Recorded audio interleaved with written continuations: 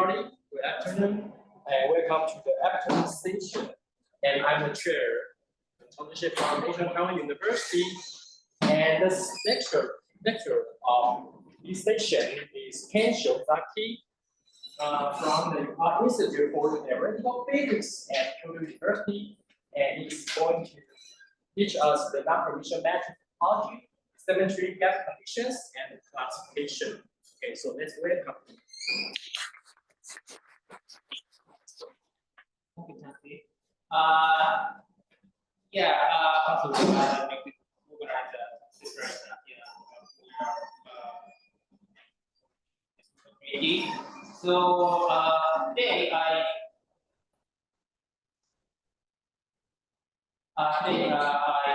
give a quick introduction for non-Hermitian, some mathematical physics aspect of non-Hermitian systems.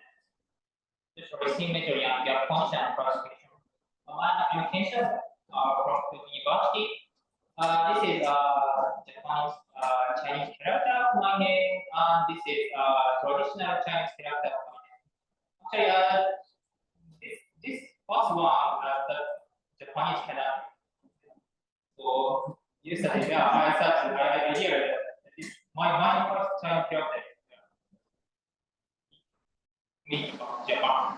Yeah, okay. So here is so I have to do one thing.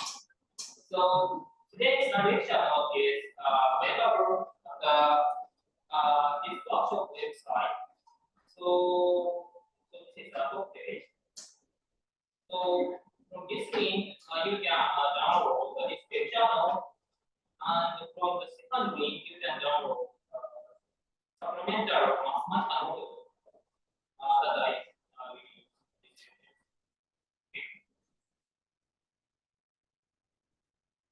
Okay. So this is outline. So first section is introduction.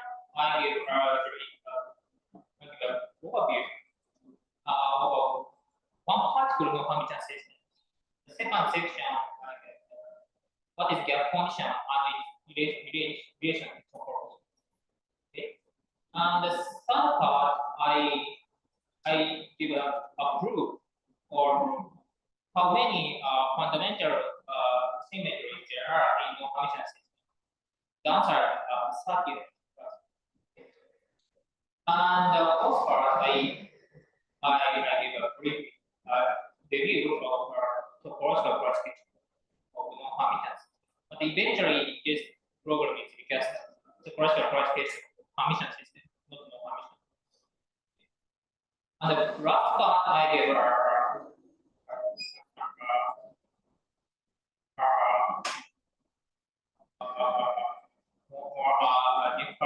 topics like ranging non-Hermitian. This is the phenomenon unique to non-Hermitian system. Okay, let's start introduction. So, non-Hermitian system we sometimes encounter in the physical programs. So, for example, photonics and mechanics like spring mass, and electronic circuit and biological physics, and so mechanics, hydrodynamics, open quantum systems, and the interconformal physics here. Yeah, people online cannot hear you clearly. Can you maybe check this a little bit? This one. So you don't need to take it. Yeah. And you need it a little bit higher.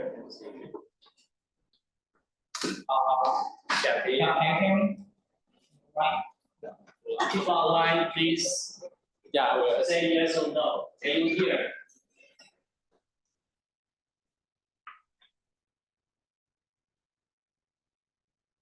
So, did you say something? Check.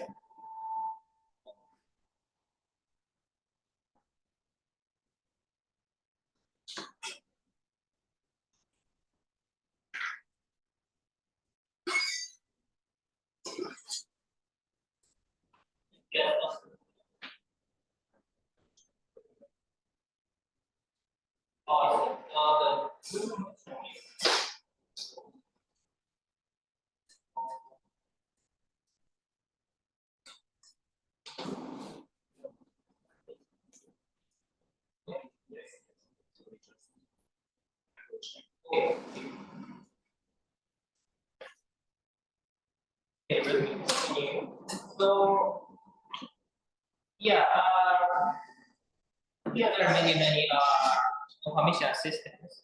I mean, some aspect of physics can be described by non-Hermitian. So, if you are interested in which kind of physical system are described by non-Hermitian physics, for example, this is reviewed by Ashida-san and Wong-san and Ueda-san. So today, I want to focus on one topic.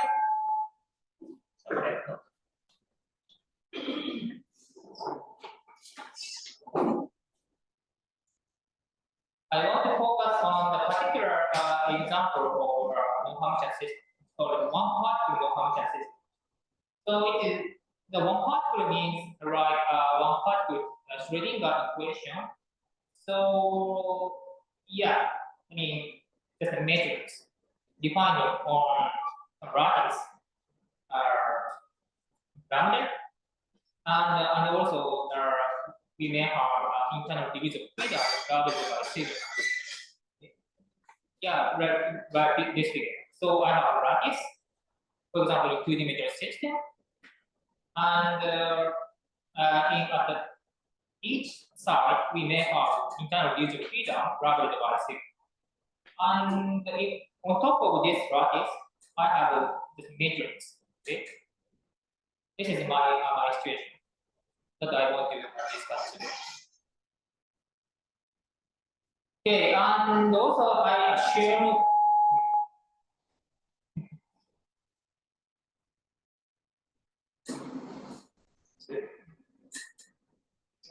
essentially your tutor space will be finite dimension. On one state. my finite space dimension, but this system is infinite. I'm sorry. What is your question? So you allow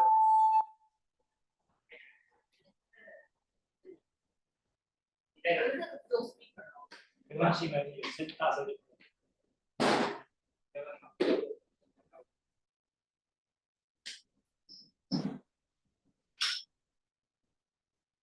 Use this one.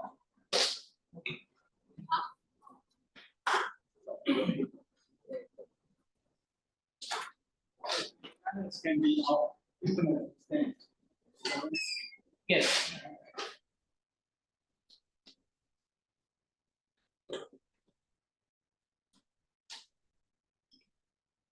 Yeah. So.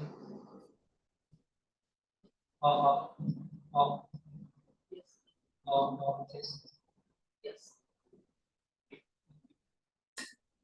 And as usual, this kind of setup, we need some locality condition. You know, without locality condition, the sense of dimension is meaningless.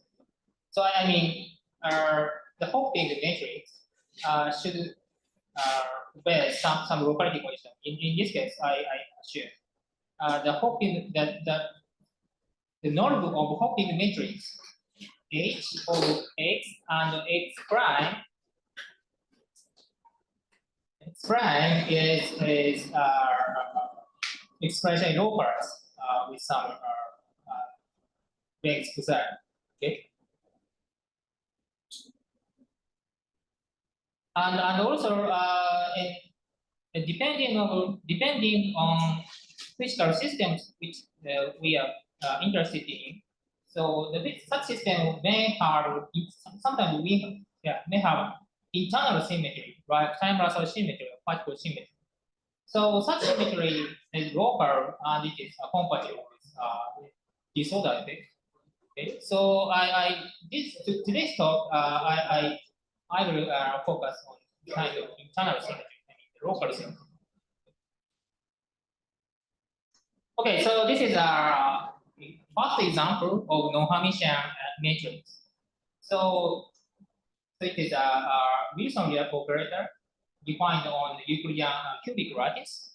So in QCD physics, lattice gate theory, we compute we use Wilson-Dirac operator defined over cubic lattice. So yeah, this is a T. T is just a hoping operator, including non-equilbrium gauge field over ring. And yeah, here I insert mu, which is called chemical potential. Okay. So we find that this. Okay, so this is a definition of Wilson-Dirac operator, and you find that this is not Hermitian. But if the chemical potential mu is absent, this Wilson-Dirac operator satisfies so-called gamma-5 Hermitian condition. Okay. Okay, so this is our first example. And another example is mechanical materials. So let's consider the system system of mass at the lattice side and the screen between them. Okay. So this then the dynamics of this system is described by usual Newton equation. Here, U is just a discriminant vector of mass. Okay, and yeah, D is just a usual force of our screen system, and gamma represents right for your force and importantly, if there's no friction, then gamma is scale symmetry. However, in reality, gamma is not scale symmetry. Okay, and from the stability of this system, we find that this matrix D is positive semi-definite. Then we can make some transformation from the original variable to good variable U tilde. Then this U tilde is the dynamics of this U tilde is described by a new Hamiltonian. Sorry, it's Hamiltonian H, and it is given by this. So you can see without friction, this Hamiltonian is Hermitian. But with friction, this is not Hermitian. Okay. So this is an example of non-Hermitian Hamiltonian in the physics. Okay. So and in this example, you also see that this Hamiltonian intrinsically has particle symmetry defined by this. Okay, so this is an example of some local symmetry specific to the physical system. So what's the physical particle symmetry? The meaning, the physical particle symmetry. Yeah, just symmetry of this Hamiltonian. Yeah. So this symmetry constrains the spectrum and eigenvector of this Hamiltonian. This is Hamiltonian. Okay. Well, I think on that question. So I think you try to formulate your problem by that the system is described by some metrics that's not Hermitian, right? Right. But in order to specify a physical system, you still need to specify the dynamical degrees of freedom.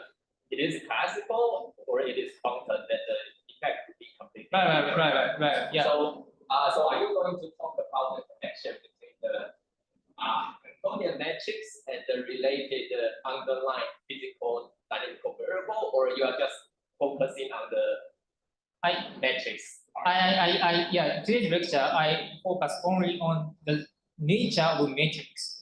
Okay. Yeah. No, not physical systems. Okay. Yeah. Okay, so yeah, actually this slide is the final slide of physical systems. Okay, today's lecture. Okay, yeah, let me review some specific phenomena in non-Hermitian matrix. So Yeah, I think usually we calculate Hermitian matrix. Then we easily miss something important point in generic matrix. Okay, so this is the one example. So let me show some examples. Of course, eigenvalues of a generic matrix is complex, right? And also we have exceptional point.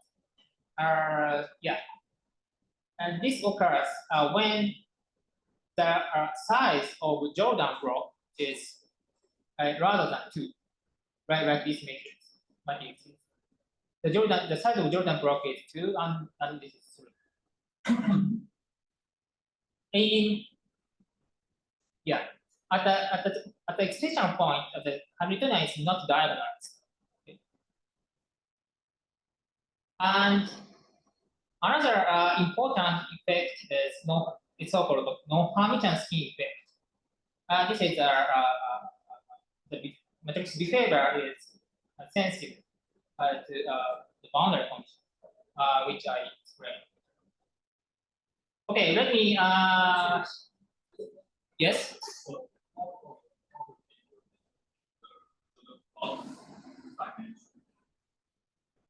What property determines?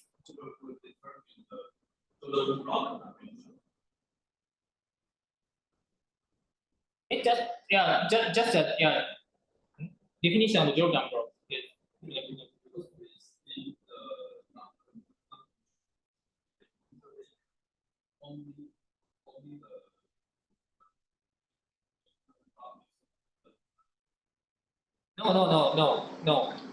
No. We sometimes by fine tuning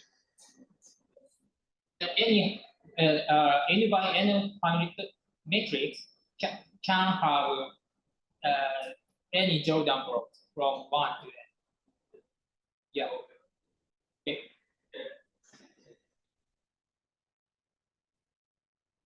Okay.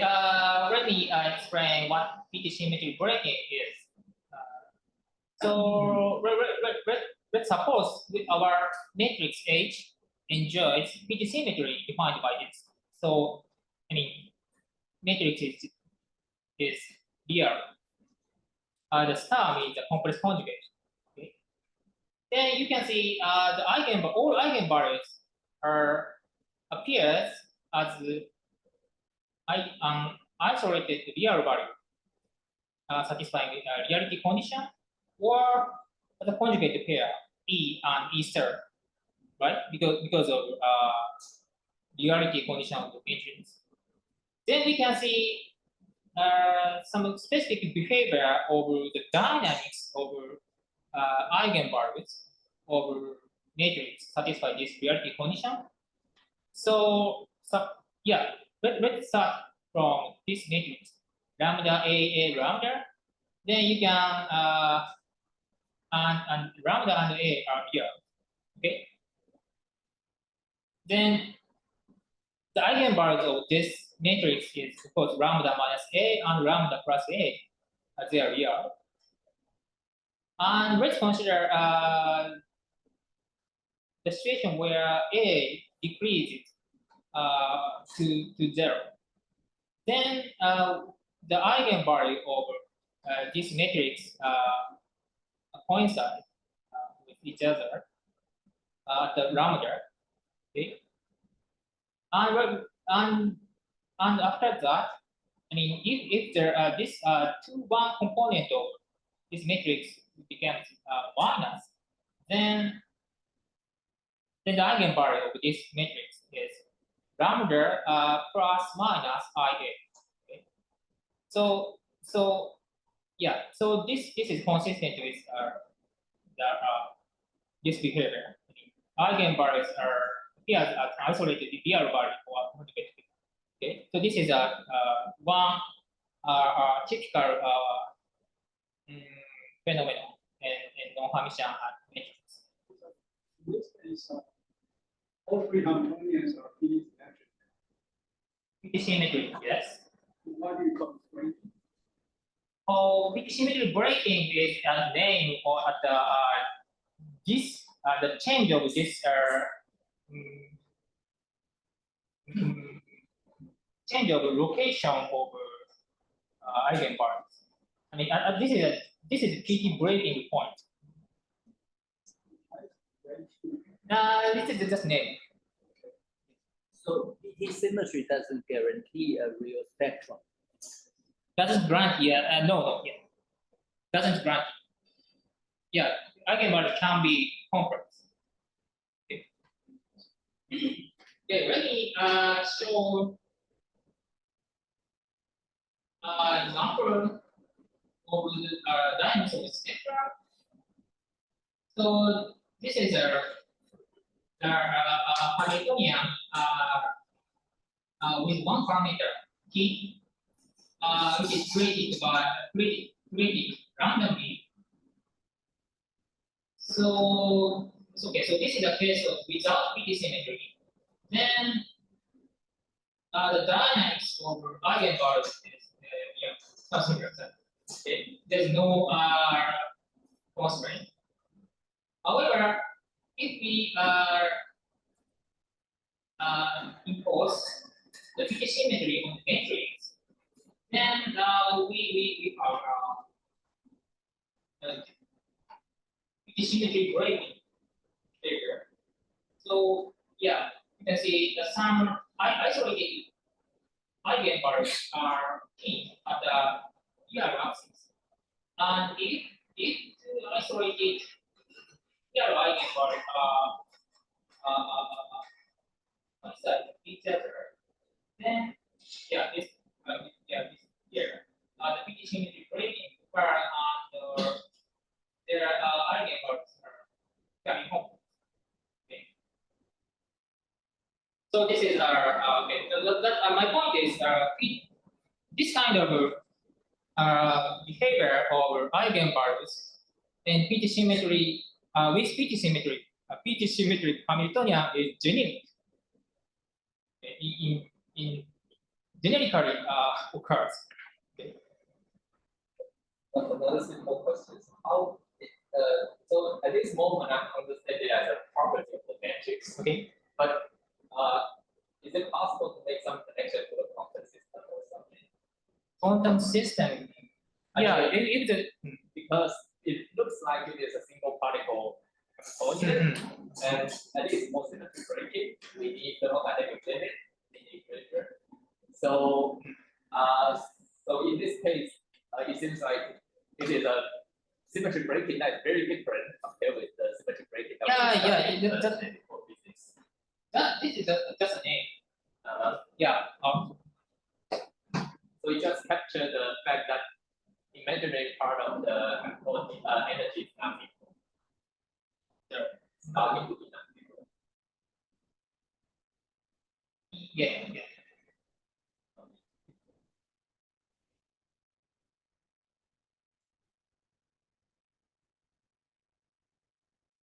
Okay, so next topic is non-Hermitian spin effect. So let me show some example of spectrum of one-dimensional system. Non-Hermitian, one-dimensional non-Hermitian system. This is just a hopping model. So I have hopping T1 and hopping T2 and hopping T minus 1 and hopping T minus 2. The point is, because this is not Hermitian, T1 is not Hermitian conjugate of T minus 1. Okay. So in this model, I plotted some randomly created the spectrum of some randomly created Hamiltonian. Okay. So yeah, these are example. The point is, okay, so green plots are the spectra of PBC, periodic boundary condition, and the blue one are the spectra of open boundary condition. Okay, so you can see apparently the spectra are different to each other. Okay, so So yeah, in Hermitian system, we don't have this kind of phenomenon, but in non-Hermitian system, this is generically occur. It's generically occur.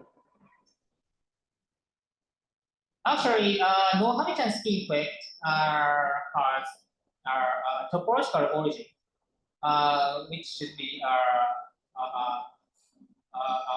lectured by Okuma-san tomorrow. So yeah, non-Hermitian scheme effect is the name of following fact. So as I showed, the spectra of PBC and OBC are different. It is because of extreme sensitivity against the boundary condition. And also, actually, in open boundary condition, the order L modes are localized at unhinged. And to see this, the prime example is Paterno-Nelson mode. This is one-dimensional model with non-reciprocal copy. So this is Hamiltonian of the Paterno-Nelson model. So I have right hopping T e to G and left hopping T times e to minus G. Okay, so this is of course non-Hermit. Then in the periodic boundary condition, you can see the spectrum of this Hamiltonian. You just change the right hopping by e to minus ik and left hopping by e to k. Then the resulting spectrum is just like circle. Okay, so this is the PVC spectrum, and of course, because this is translation symmetry, the eigenvalues is delocalized. Okay. However, if we consider the same Hamiltonian in the open boundary condition, then we can then by using this similarity transformation, then the Hamiltonian becomes this one, I mean Hermitian one. Okay, so this is a usual hopping Hamiltonian that shows the cosine spectrum, which is real. So I have the spectrum of open boundary condition here. It is a cosine one. However, because of this similarity transformation that depends on the position x, the eigenvalues are localized. All eigenvalues are localized at right in this case. Okay. So this is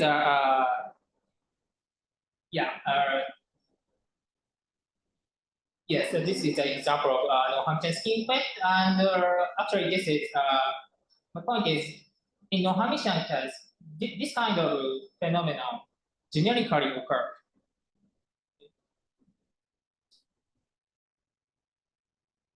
So okay, so this is an example of randomly created Hamiltonian. So this is the green spectrum is periodic boundary condition again, and the blue dots are the spectrum of open boundary condition again. And I picked randomly some point over from the spectrum of open boundary condition and plotted this density plot. Okay, so you can see the eigenvectors expansion localized at one side. Okay. So yeah, this is my point is this is this phenomenon generically occur. So let me demonstrate. Okay, so this is a randomly created one. I see. I see. I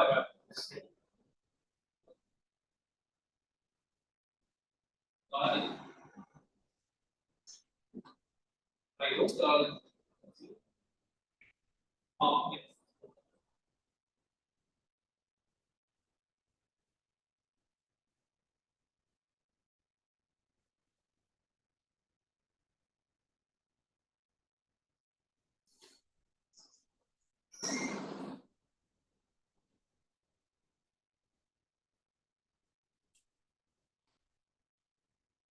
So how do we generate?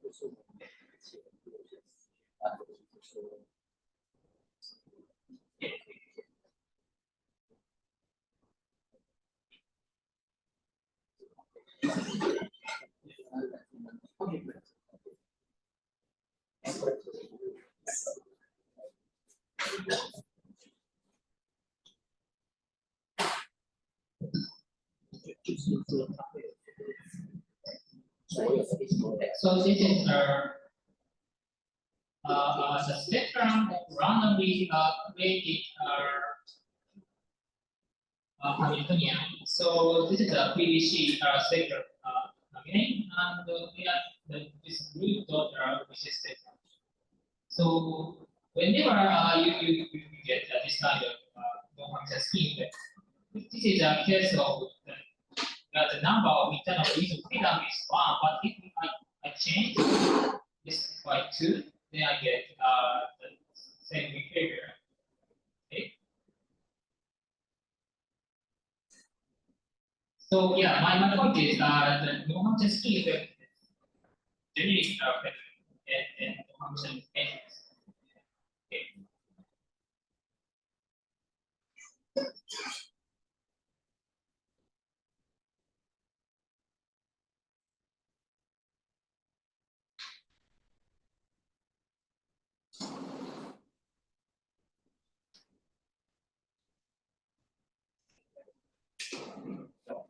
Okay.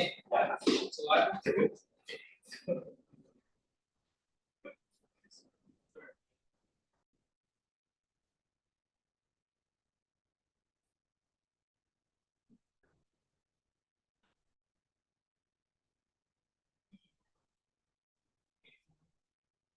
just share my screen.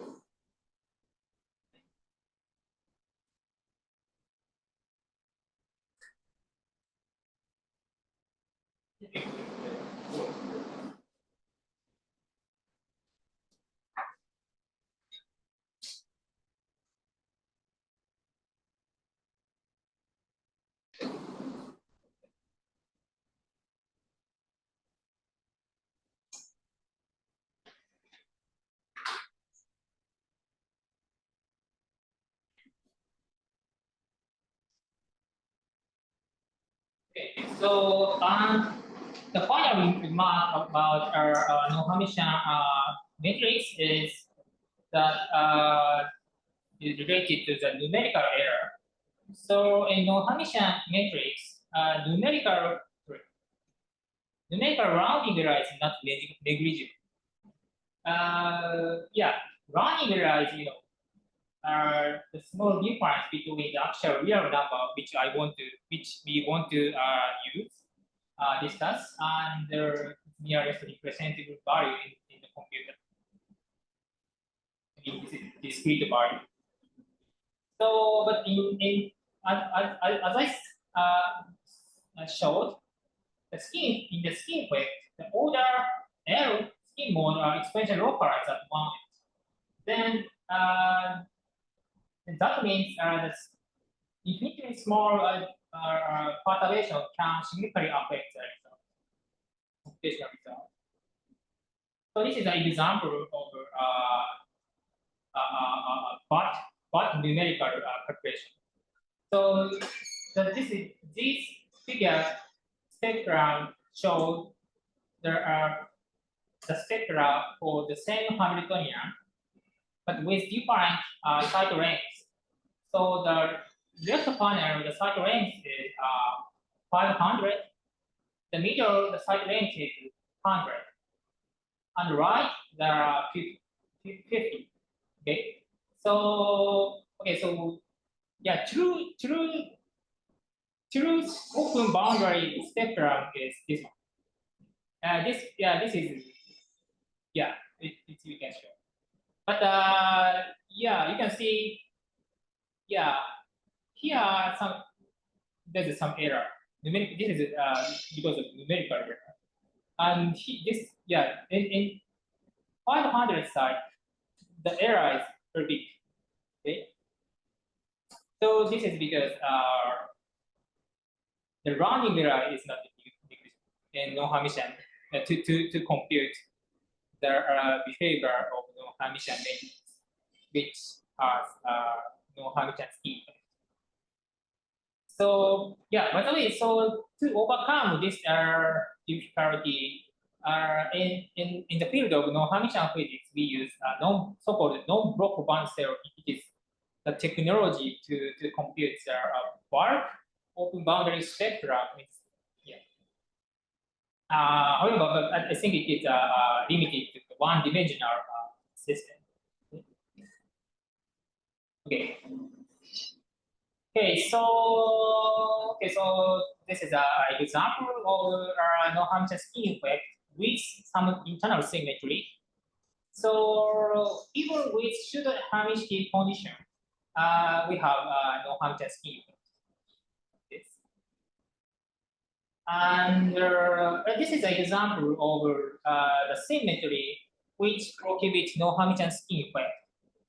So actually, even in non-Hermitian matrix, the invariant, if we impose invariant symmetry on non-Hermitian matrix, then the non-Hermitian scheme effect disappears. The invariant symmetry is relates the hopping Tn to T minus n over unitary quantity. And this is the example of a spectrum of randomly created Hamiltonian. So you can see there are PVC spectrum and OVC spectrum are equivalent. And actually, there is no localization of spectrum from OVC eigenvalues. I can ask a simple question about what does that mean for this 1, 2, 3, 4, 5? How do you choose different regions of the randomly? Wow. Yeah. From the U matrices, U and U dagger, they are matrix. Just matrix, yeah.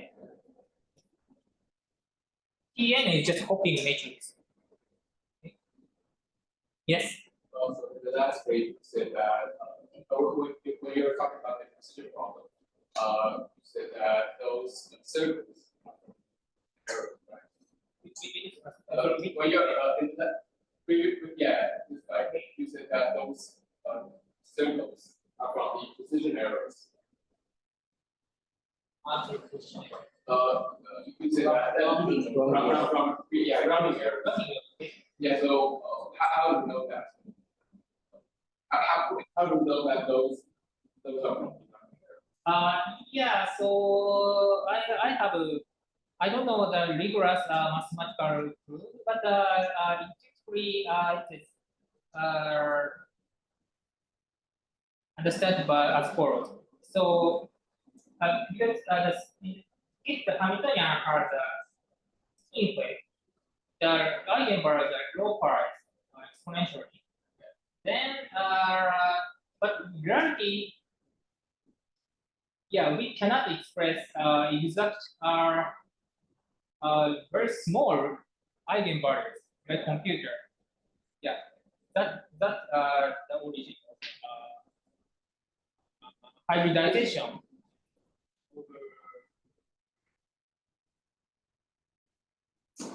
Yeah, localized very small density on the left and high density on the right. Yeah. In open boundary. Yeah. Even if there is no hopping between left and right. Yeah, I get that. Those very small,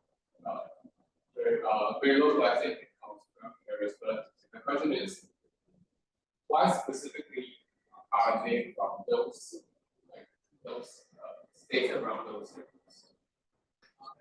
Why? Because you said that those states around those circles, right? I'm not sure if I get it correctly, but I thought you said that the states that around those circles are from irregular areas.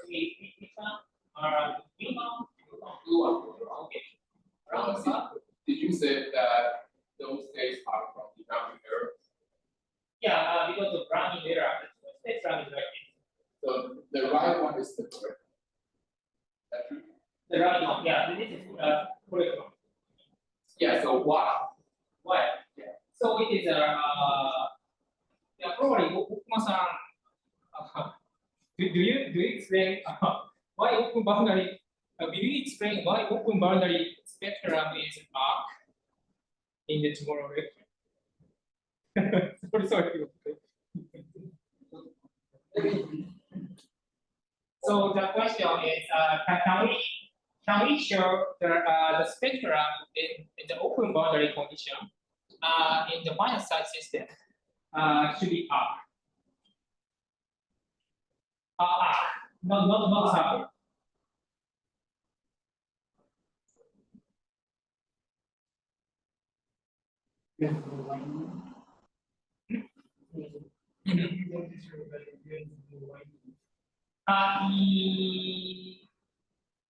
No one, yes.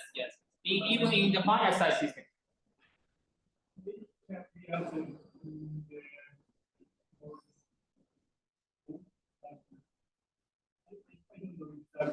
Oh, yeah. Okay. I don't think that's generally true because there are some example of non-Hermitian system. I see.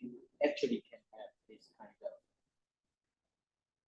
In an open boundary condition. Yeah. I see. Yeah, I see. I think maybe a simple way to tell is maybe I'm wrong. You just see if you have spin effect. Like if you have spin effect, that problem appear. If you don't have spin effect, you basically have a well-defined wave function. It's not going to be the machine precision. So you're safe. So once you have exponential decay, then you need to compare the machine precision and the calculated suspected zero quantity. And if they are comparable, then you are in trouble. I see. I guess I see. I see. The practically, practically. Yeah, but general way to determine this process, I don't think you can have it, but I'm not sure. Yeah, I have that answer. But yeah, that's right. Okay, so this is the end of introduction. So let me move on to the next section, gap condition topology.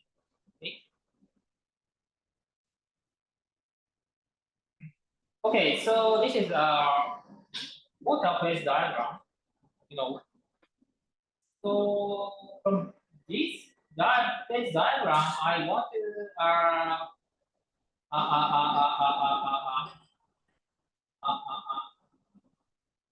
share one thing, one observation from this phase diagram. So yeah, so this phase transition line is not extended to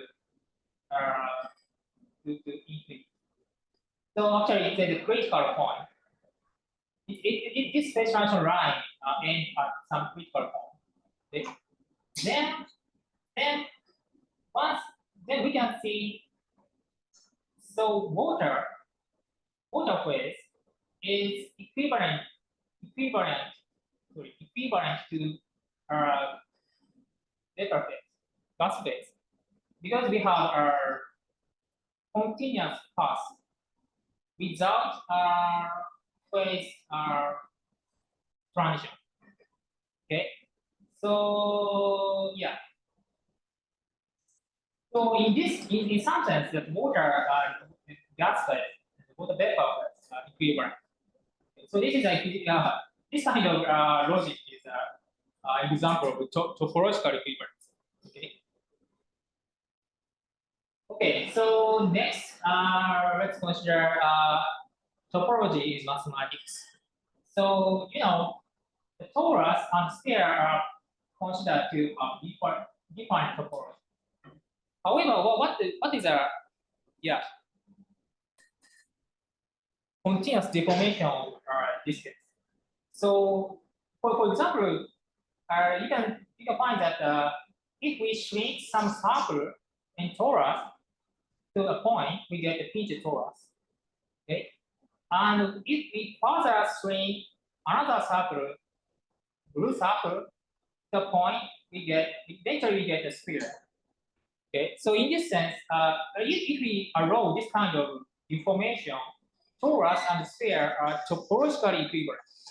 However, this is so the point is we have to define allowed deformation in define equivalence relation.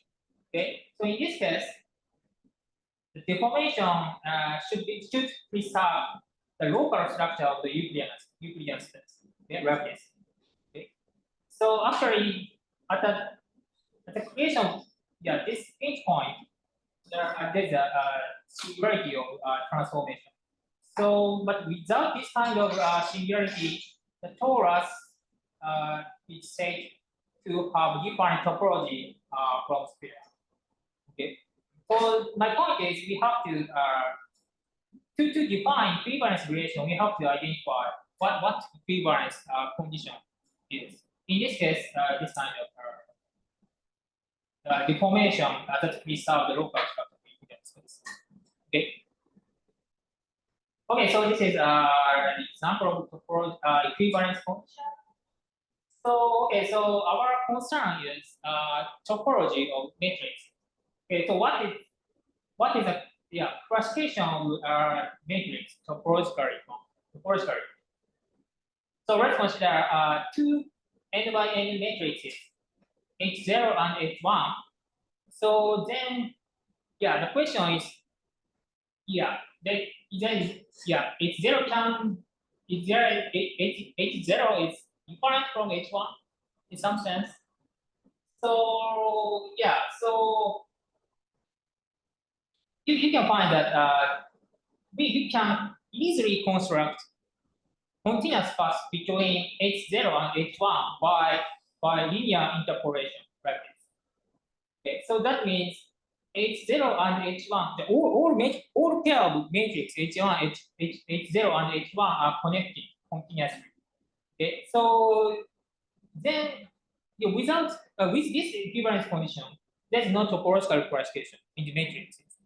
Okay, so what is so that means we have to import some additional constraint on the equivalence relation to get meaningful topological classification of matrices.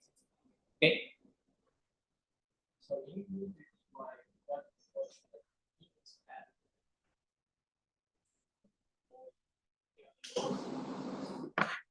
you mean in the matrix? Just a continuous path between. So so in the space of matrix, we may have topology because we can define matrix in the space of matrix, and with this matrix we can define continuous parts. Motion of continuous. But I think your point is this is not a good definition, right? Good definition.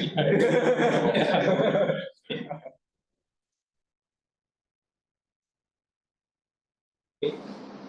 So let me add some meaningful definition. So let me start from Hermitian case, not non-Hermitian. Okay, so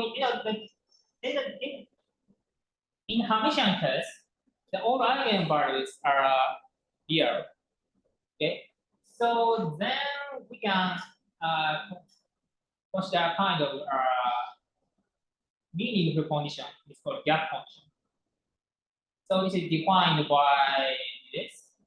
So we consider continuous deformation of matrix, but which preserves finite energy gap around zero eigen. Like this picture. Okay, so this is an example of okay, so this is just this is eigen values of Hamilton H0, and this is eigen value of Hamilton H1.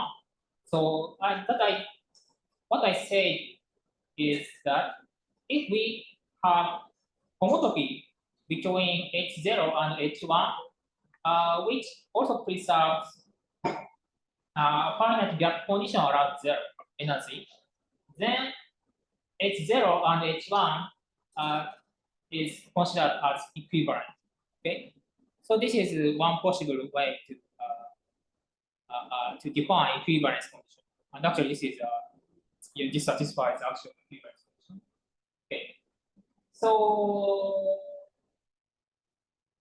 Okay, so let me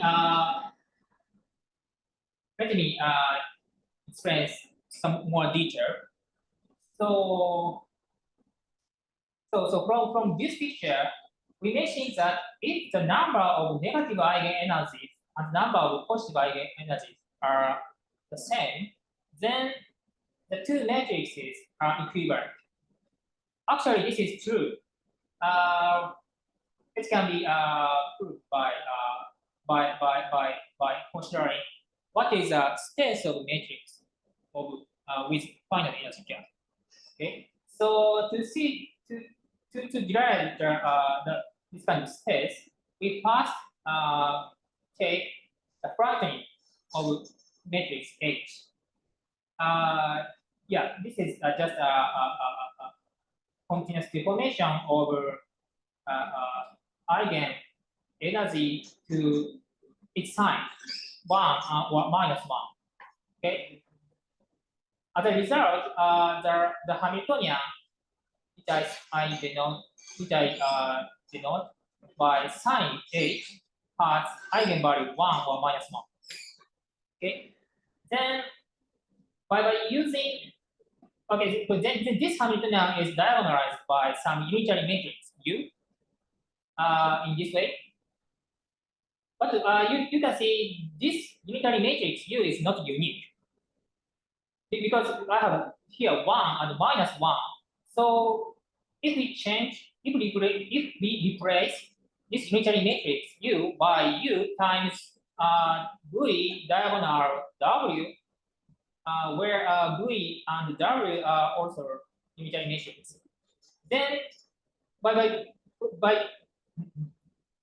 then you can say the sign of H is not changed. Okay, so then then H is then the conclusion is that H is characterized by unitary matrix U are quotient this group unitary matrix V and W. Okay, this is called this space is called compressed Grassmann. Okay. And yeah, no further constraint classification arises since the compressed Grassmann are so from this identification of the space of jagged matrix, we can conclude that all gapped matrices are equivalent if the numbers of negative eigenvalues and positive eigenvalues are the same, because the pi zero, I mean, disconnected part of complex Grassmannian is zero, and I mean simply connected. Okay, so yeah, this is good. Yes.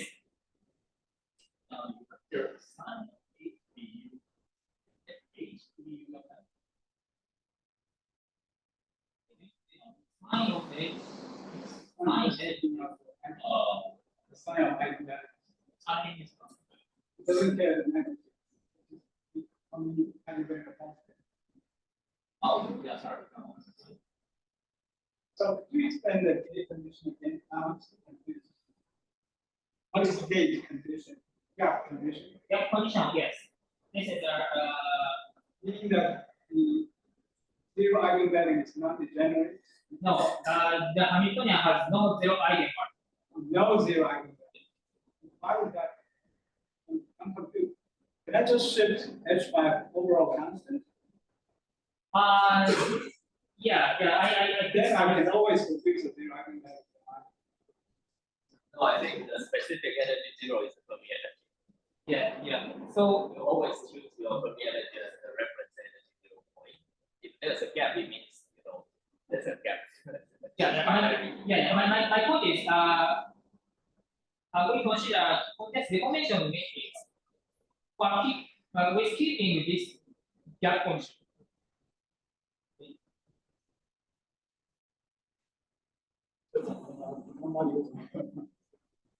Okay, so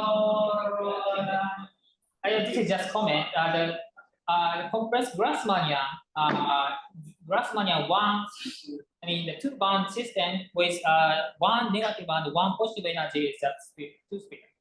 Okay, then you can see picture two sphere has it is simply connected. So all matrix, all pair, any pair with two matrices connected continuously. Okay, so yeah, this is details or skip. Okay, so far I just discussed about matrix without lattice space. I mean matrix and zero-dimensional system. But I want to discuss. Yes. So because the Hamiltonian is non-Hermitian, so you lose the orthogonal condition automatically, right? Is it going to be important or not? I'm sorry, which condition? Orthogonal. Orthogonal condition. Yeah, because the wave function is no longer orthogonal or orthonormal to each other. So if you just look at the eigenspace, you could have non-trivial components from one, so non-trivial overlap, like eigenvectors. Is it going to be important or it is not really? So it depends on physical system. It's not important. Yeah, it's one side. It's not important. I already discussed the nature of the matrix without natural inner product. Yes. I'm sorry.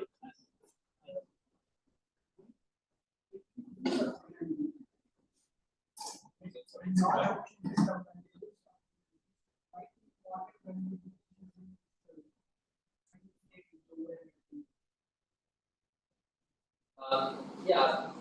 Okay, so my question is kind of related to the emission among both systems. The gap is important because when you have a gap, you are not going to have like a mixture of like other eigenstates. And that is going to be important for the structure of the wave function. But in this case, it seems like it is not really discussed because you focus on the matrix itself instead of the state. So you are saying that it depends on the system, like a different system, maybe the state might be important or not. And also I introduced another gap condition for non-Hermitian matrix later. Okay, so Yeah, this is a slide for what we consider matrices in a finite space dimension. Okay.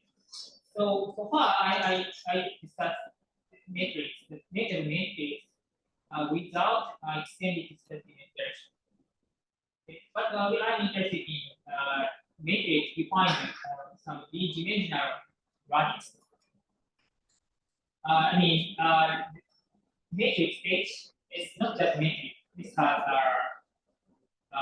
side index x and x prime. Okay. So how to discuss how to deal with this kind of infinity matrix? So with translation symmetry, we have useful technology. We can take Fourier transform to this matrix H to get H of K. So it is H the same character, symbol, but the variable is defined. So K is in the broken momentum torus. Okay. Then we get the following picture. So the classification of this matrix defined over a finite dimensional infinity lattice is the same as the homotopy classification matrix, family of matrix H of K defined over torus T. Okay, so this is the matrix with the family of matrix. So this is the broken momentum torus, and if the matrix has finite identity R, then its spectrum is has no the eigenvalue. Okay. The question then the equivalence, the definition of equivalence relation is the same. So the family H0K is equivalent to the family H1K if there's a homotopy if this while resolving the gap function. Okay. Okay, so yeah, this is just remark. Okay, so let's move on to gap condition in non-Hermitian system. Okay, so eigenvalues of non-Hermitian matrix, of course, a complex. Okay, what is the meaning to gap condition in non-Hermitian system? So the meaning means we want to detect some interesting phenomenon from topological classification. So I think the one of important phenomenon is non-Hermitian skin effect. And actually, this non-Hermitian skin effect is shown to have the topological origin. Okay, this if the spectrum has winding number, then this system has this system is non-Hermitian skin effect. It is grouped by this paper. So okay, so this is an example that we so this is a periodic bound. So the point is if this Hamiltonian has this is the spectrum of this green plot is the spectrum periodic boundary condition, and this is a one system. Then you can see the U1 phase part has winding around this. Okay, and this is 1, and this is -1. Okay, then if the spectrum has winding number, we can show there's no Hamiltonian scheme. So okay, that's this. The contour integral is taken with respect to K. The contour integral is integrated over K. Integrated over. Oh, sorry. Oh, thank you. This is typo. Sorry. Integrate over K, and this is that's very typo. Sorry.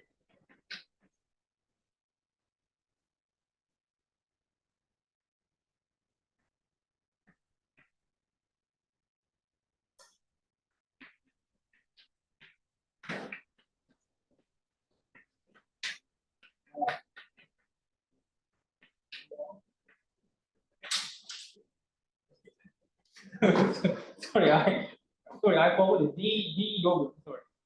So this is the integrate over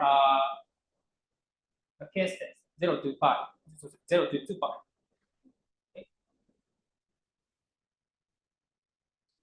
Yes, so you mentioned that this is +1 and -1. Yes.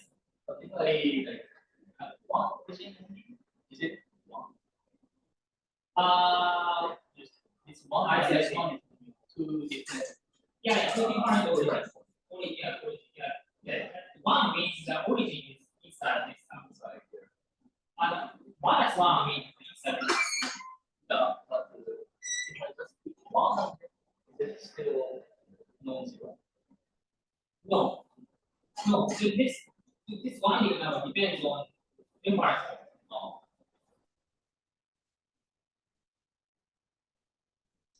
Okay, so yeah, what I want to emphasize is that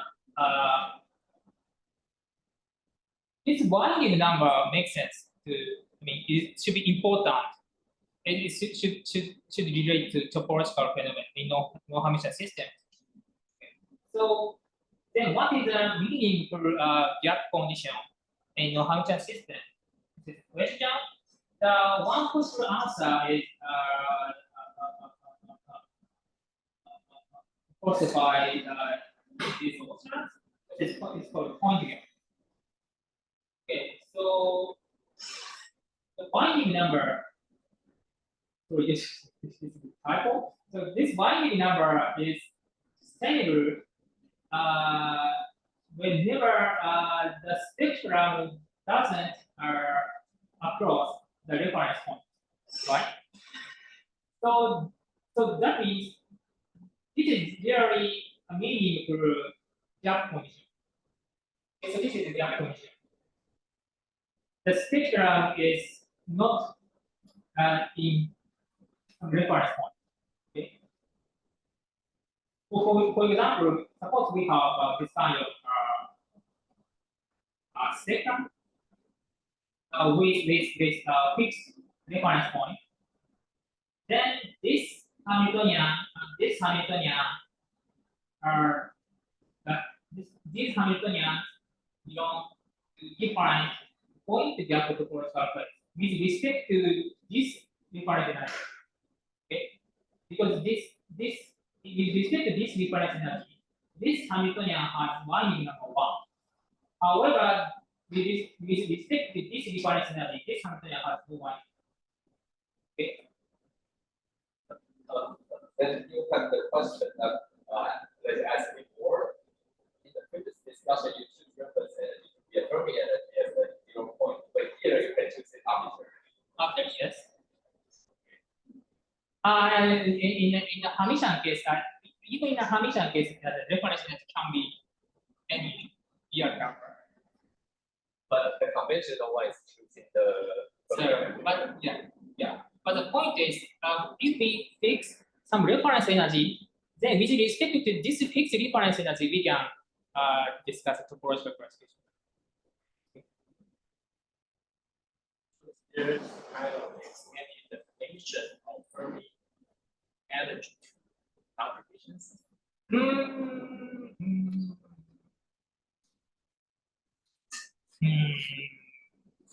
Your state could be one divided. I'm not sure. somehow something is still box. So I can always redefine my Hamiltonian 0 point energy, right? Then that's bad. You mean in the Hermitian system? Like in any system, In any system? if the definition of topology is to require the reference energy that is not specified to the physical condition, like Fermi surface or something, then I can always redefine my Hamiltonian with a constant shift. Then at first it belongs to certain topological classification, and after I define it, then you will get another number. So does that mean like in order to compare two systems, one is with a constant energy shift and the other is no constant energy shift, I might consider them topologically distinguished? Yeah, I think it is mathematically doable as a continuous family while keeping dynamical reference point. Yeah, it's meaning program, but I'm not sure. Basically, Maybe I'll ask you next.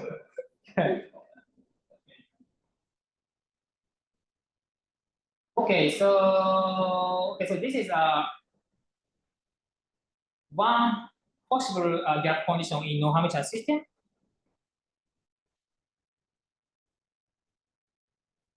Then, there's another meaningful gap condition in non-Hermitian system. So, yeah, this is an example of the spectrum in one-dimensional system with inversion symmetry, which I showed. So, in this spectrum, we can observe that there's edges here. This blue small dot. Yeah, actually, this is not numerical error. Okay, so this is actually edge state. This is a wave function of this edge state. There are two edge states. Okay, so, and if you are familiar with Hermitian topological phases, this has an origin of Hermitian topology. I mean, the existence of this kind of edge state can be understood from some topological number of block energy band. Okay? So actually, in this case, from this block wave function in the open boundary condition, or in Hermitian case, also in the periodic boundary condition, we can define some topological number. In this case, I'm not sure. Probably some polarization. This context polarization. If this context polarization is non-zero, then there is an edge state. Okay, so my point is, even if non-Hermicity exists, a kind of remnant of Hermitian physics, Hermitian edge state survives. Okay, so then yes, exactly, yes. Yeah.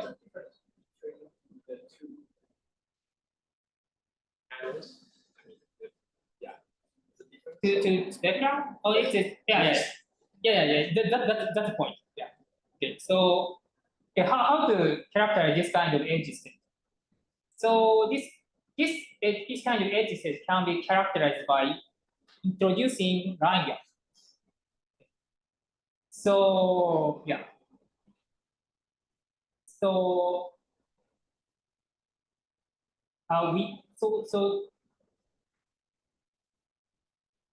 so this, as I say, this edge state should be characterized by block wave function over this spectrum. Actually, this spectrum is the spectrum from 0 to 2 pi in the momentum space. Okay. So then we can define some topological number. So the question is, how to protect this topological number? Then, if we impose line gap condition, I mean some line in the complex plane, energy plane. If we impose some line, if we impose the continuous deformation, if we impose this,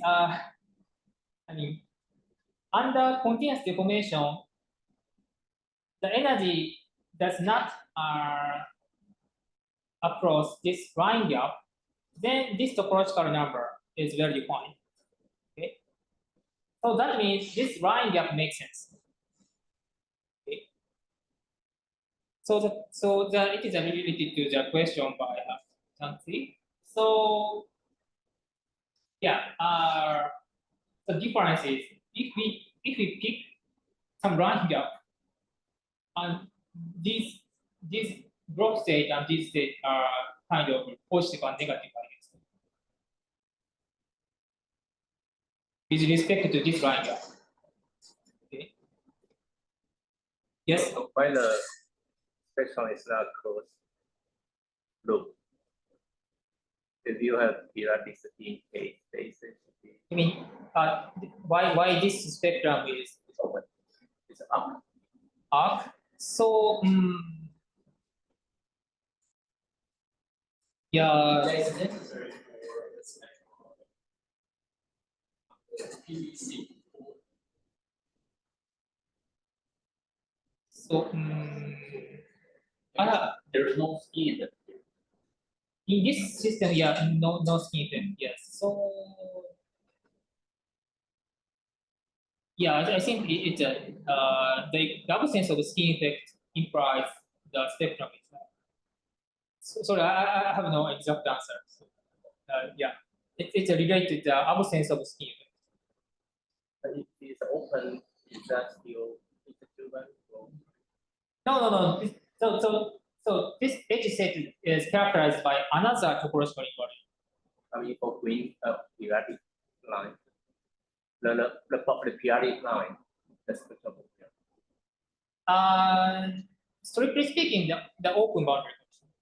But in this case, the spectrum open boundary condition, theoretical boundary condition is the same.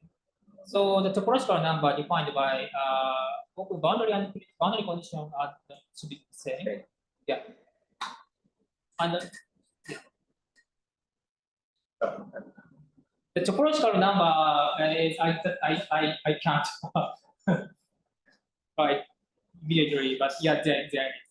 And then the point is this topological number is protected by this line gap. I mean, if the spectrum, two spectra are hybridized to each other, this topological number is irreducible. Can I understand they are one line span, the other conduction span? If you have two branches of spectrum, can I say one is a line span, the other is a conduction span? Something like that, yeah. Okay, so so far I introduced two types of gap conditions. This is the summary. There are point gap and line gap. We consider. So and also we sometimes we have symmetry that send e to minus e or e star or minus e star. Then what is a compatible gap condition with these symmetries? Then the useful gap conditions are okay. So the first one is point gap. And other for line gaps, there are useful line gap conditions depending on the symmetry. The first one is real line gap, like this. I mean, line gap condition. Yeah, I mean, the eigenvalue does not wrap the some line. It is parallel to imaginary axis.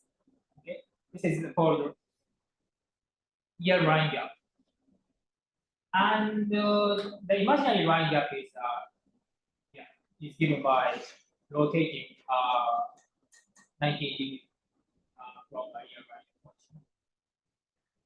So yes, in this committee, I mean, non-Hermitian physics, one particular non-Hermitian physics, it's known that these are point gap, the line gap is used to detect topological effect in non-Hermitian systems. Okay. So you said that it's complete, like not complete. Yeah, yeah. To say complete, we have to define the program. So, So another question, you mentioned that it's real line gap and you measure a line gap is the same as the symmetry. So if I remove the symmetry, will I have some kind of strange shape? Right.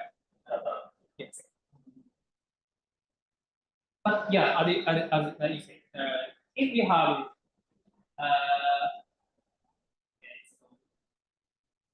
the PT symmetry, if you have CTCP, the all eigenvalue E is mapped to E star, and in the complex energy plane, this is a relation to E to E star. Okay, the compatible gap condition is imaginary here. Okay. Sorry, but this real.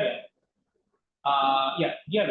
Sorry, I completely real gap in this case. Which symmetry is compatible with real one.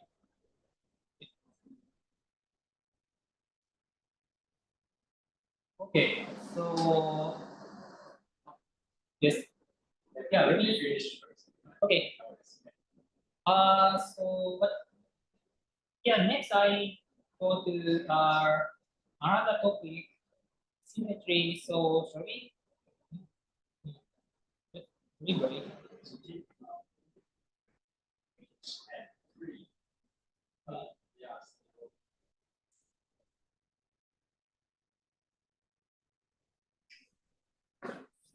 So in the second part, you will have perhaps 1 hour, and it's enough to finish your lecture. I'm not sure. Maybe you can, because you have 60 pages left. I'm not sure. Many technical part I will skip. So okay. So then let me start this section for a few slides. Okay, so the symmetry. Okay, so what is what kind of symmetry exists in non-Hermitian systems? So in this talk, I didn't mention physical systems. So that means I cannot determine what symmetry theory exists in non-Hermitian matrix. However, we can consider mathematically, some symmetry type which has a good structure mathematically.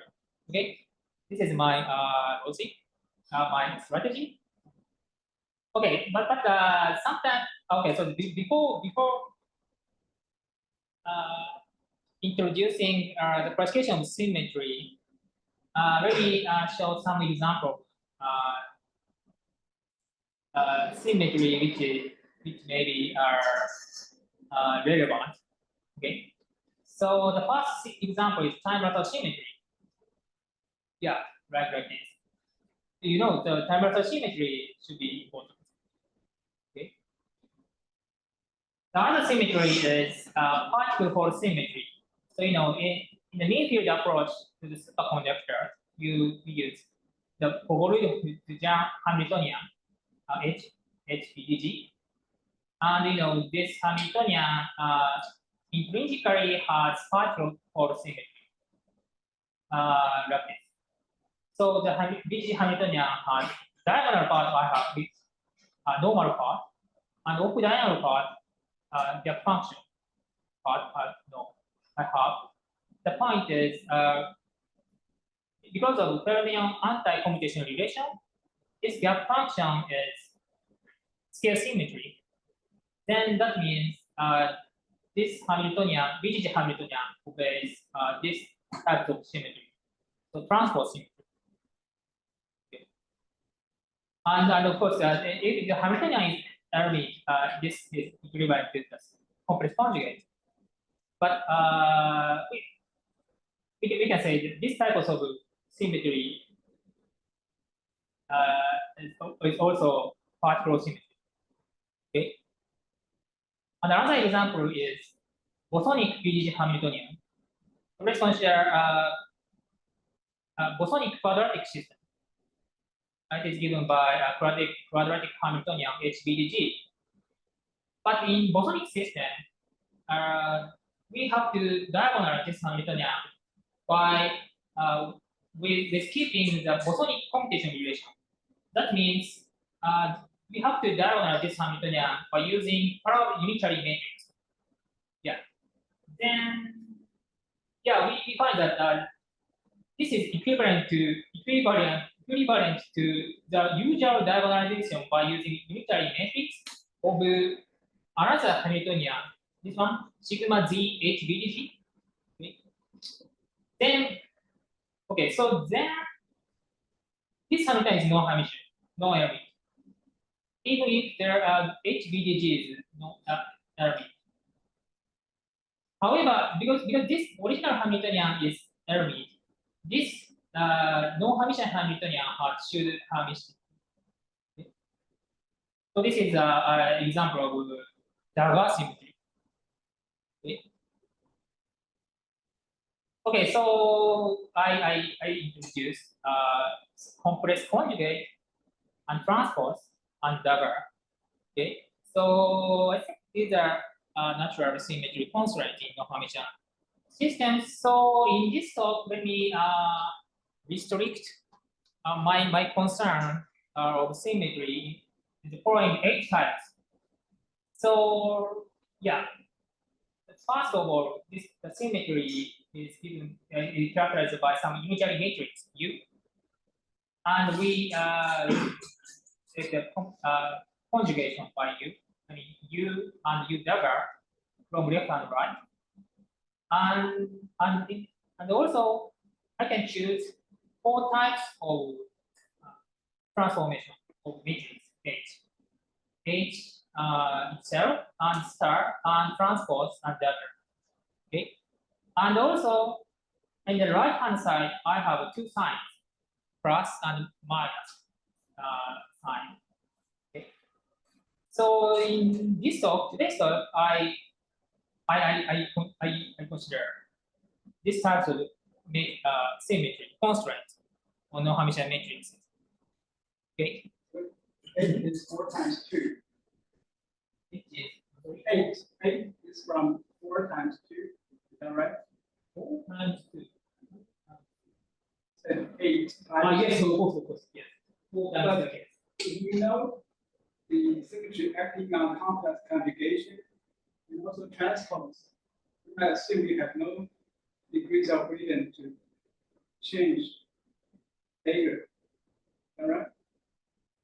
I mean, I don't think the 4 is in the You mean with your construction statement where symmetry, where the 2 symmetries, one is a star and one is a dagger. whatever. 2 out of 3. If I know 2 out of 3. The data symmetry is the symmetry that he defined previously, which is something related to the derivable function. The data symmetry is not complex conjugate and transpose, right? Here. Dagger symmetry is just a the usual dagger. Because if it is the usual dagger, then conjugate. if it is the usual dagger, then you can get it by complex conjugate and transpose. Yes, That's the question. Oh, I see. It's not 8. I see. Okay. Yeah, that's the yeah.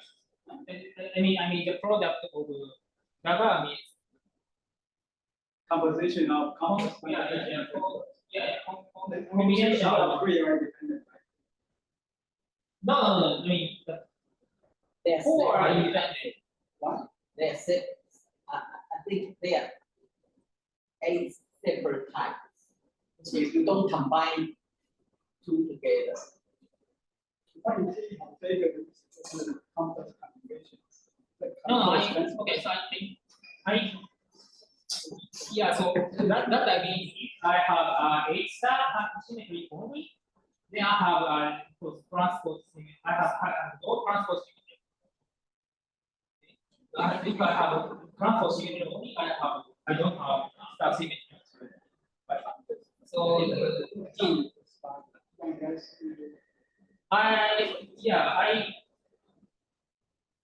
Okay. I think I got it. Thanks.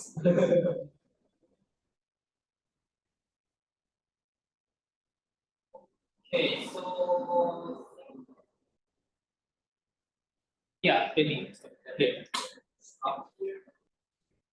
Let's continue our. So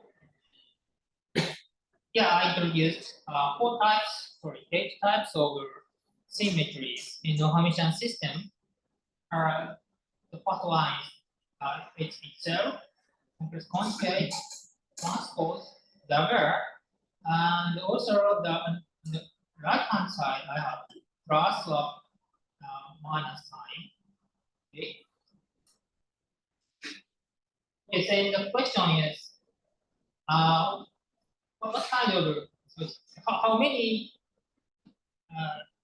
types of symmetry with this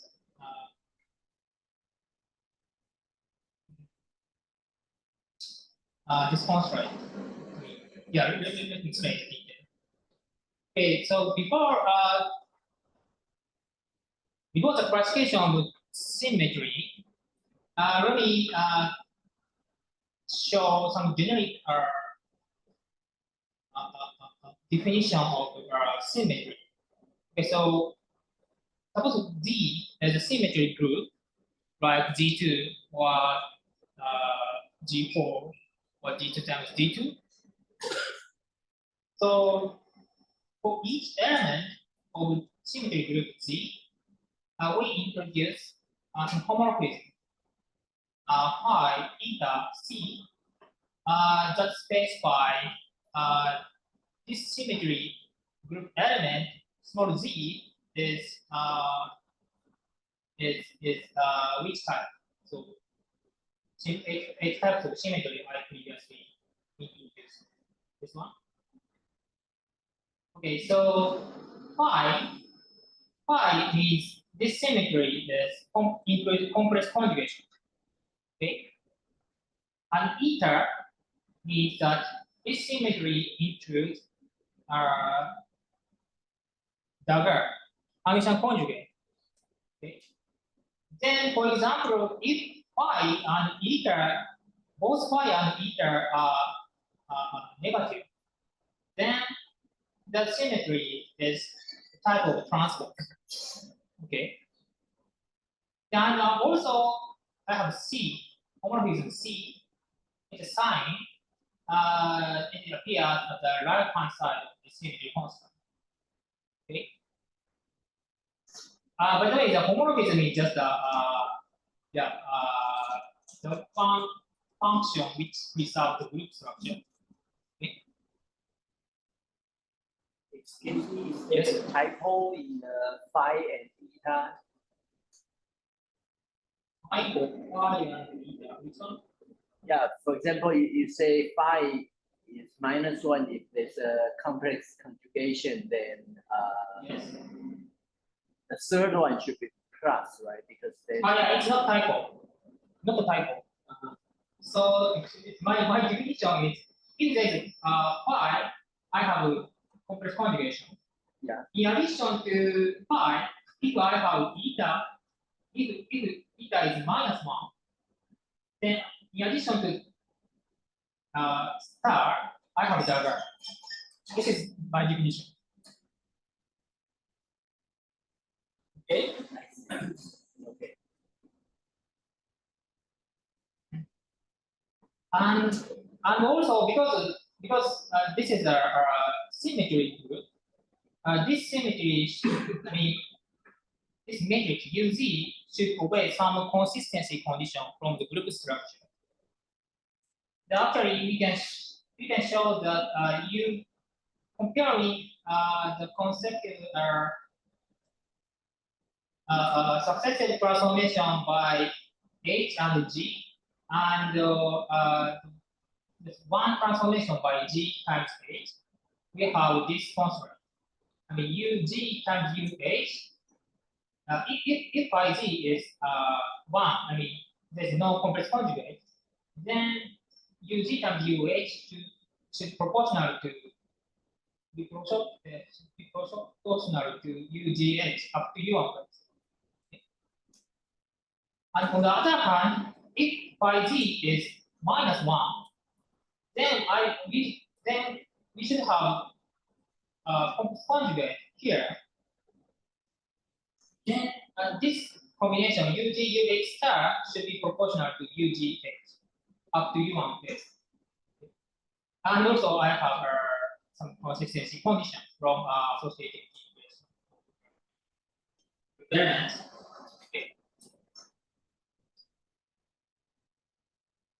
Okay, so actually, so let's give a name of each type of symmetry.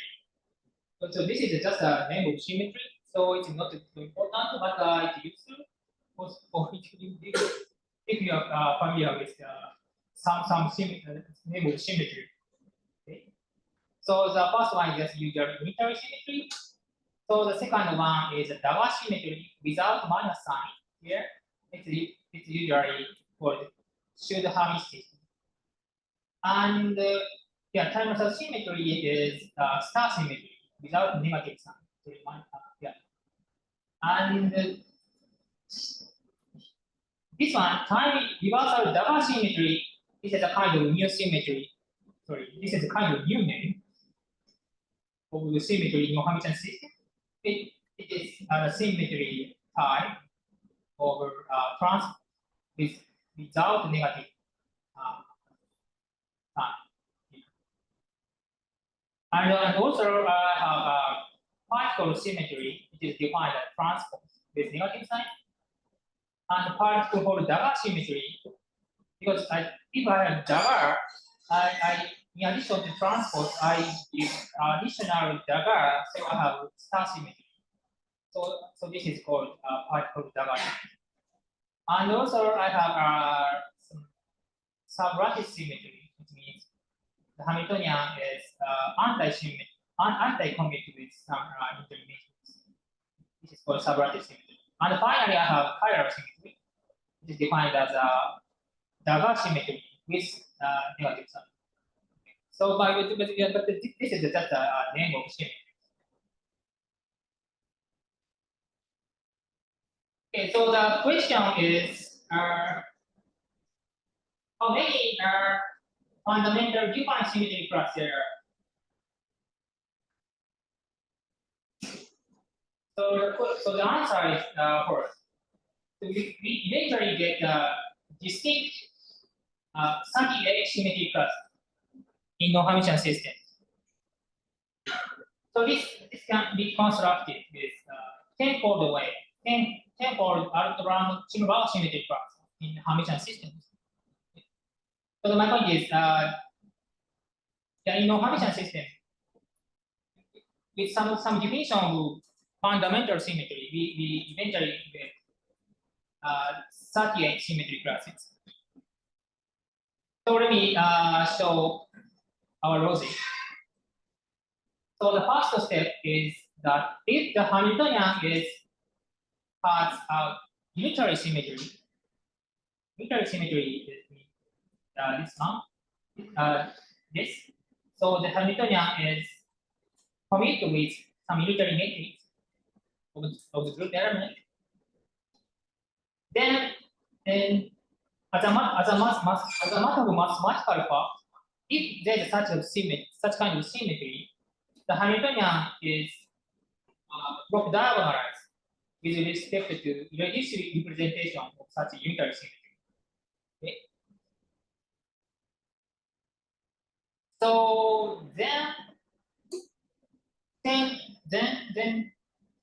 so for each irreducible block, the other symmetries which is not unitary act as a D2 symmetry. Okay? Because you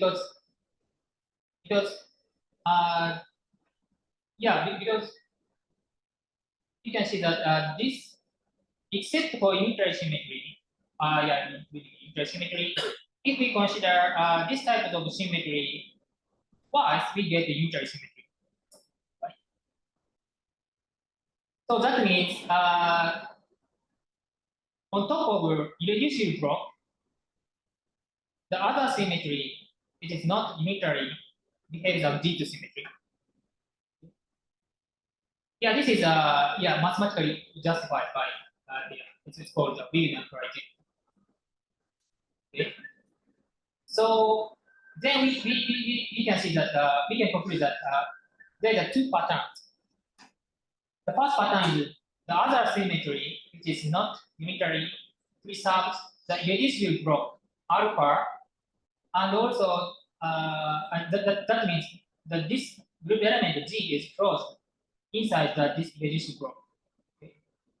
So this is actually a true G2 symmetry inside this block alpha. Another pattern is G exchange the irreducible representation. For example, alpha and beta. In this case, effectively, the symmetry G disappears. Okay? Because H if this is the case, the Hamiltonian H beta can be is just a copy of H alpha by using group element small z. Okay. So that means the second pattern we can neglect. We can forget the second pattern in the classification. Okay. Okay. Yes. So can you remind me 5G, beta G, and CG? What are the symmetry that stands for them? What are the symmetries for these three categories? One is time reversal, and the other is dagger, and the last one is the particle hole. The transpose. You mean in Hamilton system? No, I think. Oh, in here, yeah. So double and the star and transpose, and also minus sign. I see. So I want to ask the question because I think Wigner's theorem tells us that What Wigner's theorem? yeah, in the Hermitian case, you can prove that for symmetry there are only two types. One is the unitary, and the other is anti-unitary. And the relevant anti-unitary are the CP and T. But in this case, are there things like that you can have similar proof that this is not relevant? No. It's because I didn't mention Realization. Yeah. I see. So this is just chosen by hand. Yes. And this is just a mathematical fact of the presentation. So the property, for example, the phi, eta, and c could be different for different block. Is that correct? For example, I have a block H alpha and different block H gamma, Okay. and they are not related. And can they have different value of phi, eta, and c? Or it must be the same for the whole system? Same. Phi and eta and c as a property of group element.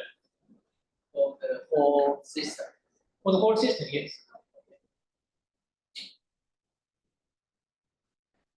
Okay, so what I said is we can forget, we can focus only on the one reducible block, and the second point is we can forget the symmetry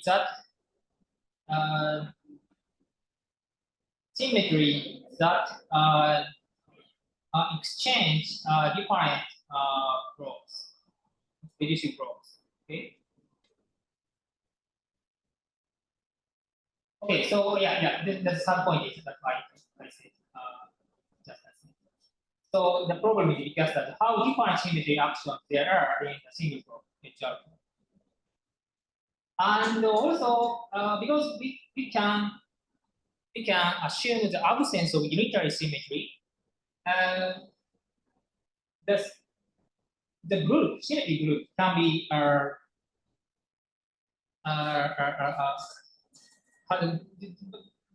absence of unitary symmetry leads the strong constraint on the possible symmetry group G, acting on the one reduced block H alpha. I mean, G is either trivial or D2 square and D2 cube and D2 fourth. Sorry, sorry. Okay. Otherwise, there is in other case, there should be one unitary symmetry element. Okay, so then the question, so the problem is very just as a finite problem. Okay, so that we can classify very easily. Okay, so let's start. So before the classification, I have one remark. For the group element Z with this is a typo. Sorry. For group element G with negative pi. Okay. Then anti-unitary symmetry. Each square is proportional to IHT. As a group element, this square is identity, but its representation is not identity. Okay, in general. So in general,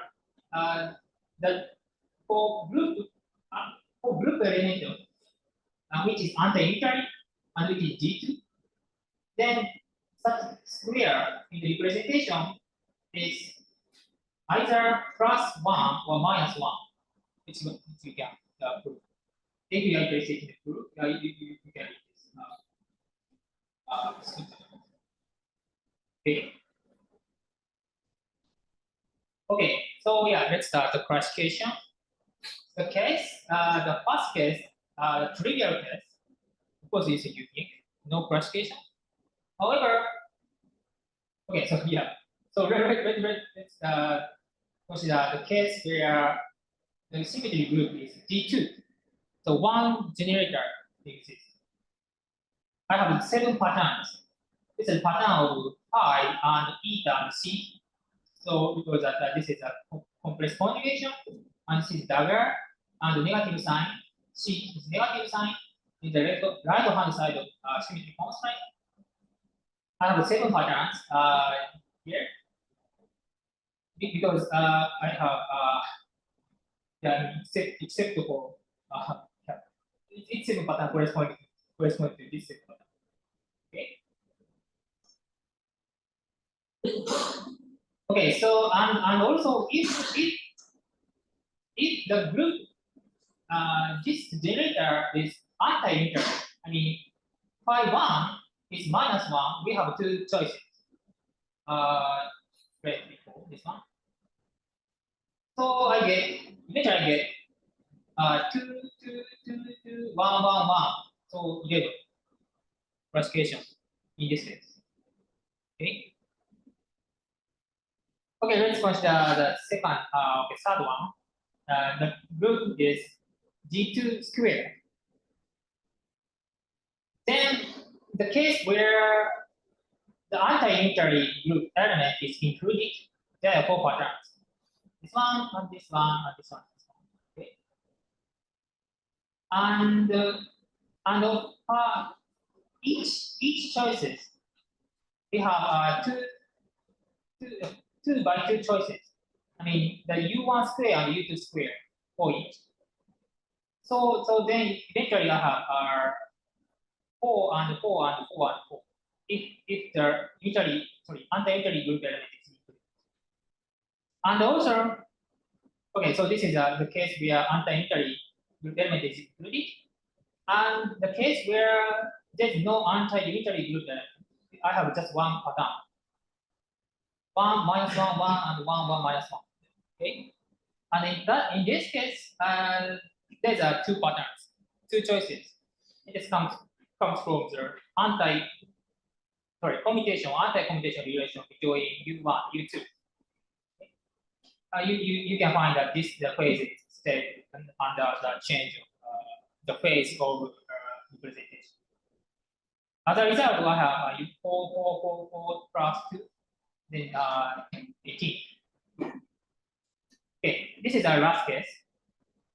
The group is G2 third, G2 cubed. Then in this case, there should be one anti-unitary group element. Okay. Then as a result, the pattern is unique. We can choose this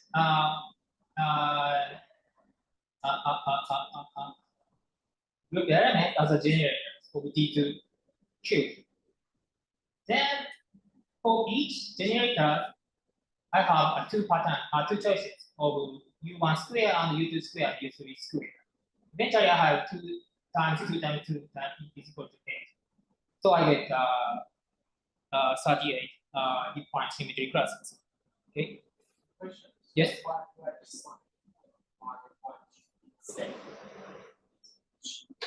You mean this one? Yes. No, different. So independent. Can we have, for example, take n equals 3 here, can we have phi1 equals +1 and phi2 equals -1? Something like that. I mean, minus plus 1, minus 1? Yes. Yeah, that the point is, we can always choose these 3 as a generators of this symmetry form. Yeah.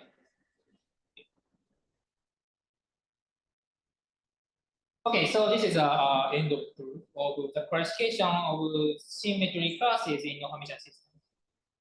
Okay. This is a side remark. So yeah, and the pioneers were by Bernard and Nuclear in almost 20 years back. They constructed, they discussed 43-fold classes in non-Hermitian matrix and discussed the property as a random matrix and Dirac Hamiltonian. And yeah, there's a discrepancy between 43 and 38. But this is due to in our paper we find that they overlooked some overcounting of some symmetry classes and also there's an overlooking. Yeah, so yeah, eventually 38. Our conclusion is that there are 38 symmetry classes in the system. Yes, in the old paper, they also consider the same symmetry, but their counting is wrong, something like that. Symmetry. I mean, the same symmetry or not? Not super symmetry. I mean, in their paper, did they consider the same symmetry as in your case? I think. I see. So they just have to do the math wrong. But I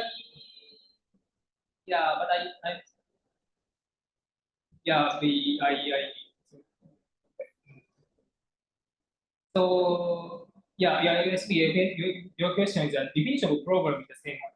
Yeah, is it the same? I think it's slightly different. But the symmetry is the same. Maybe the definition is a bit different. But the overlooking there. So overlooking. I mean, there's no there is some symmetry class which is not discussed. Oh, I see. Okay, so maybe several mistakes. Yeah, but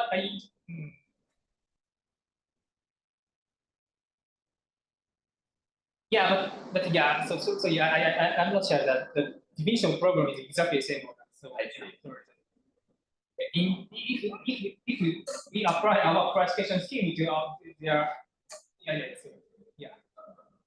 and we find that some difference. I see. I asked this question because I'm curious about their motivation, about how they choose the symmetry generator. Is it related to some? You mentioned some part about the random matrix theory, so I'm curious. Is it related to some of the nuclear physics or something? So It's interesting. Yeah. Any application to this one? I think it's actually ongoing project. Some research.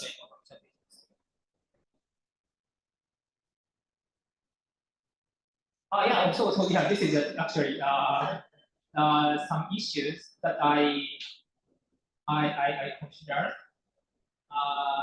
when I preparing this slide. So we got the classification of fundamental internal symmetry in non-Hermitian system. So then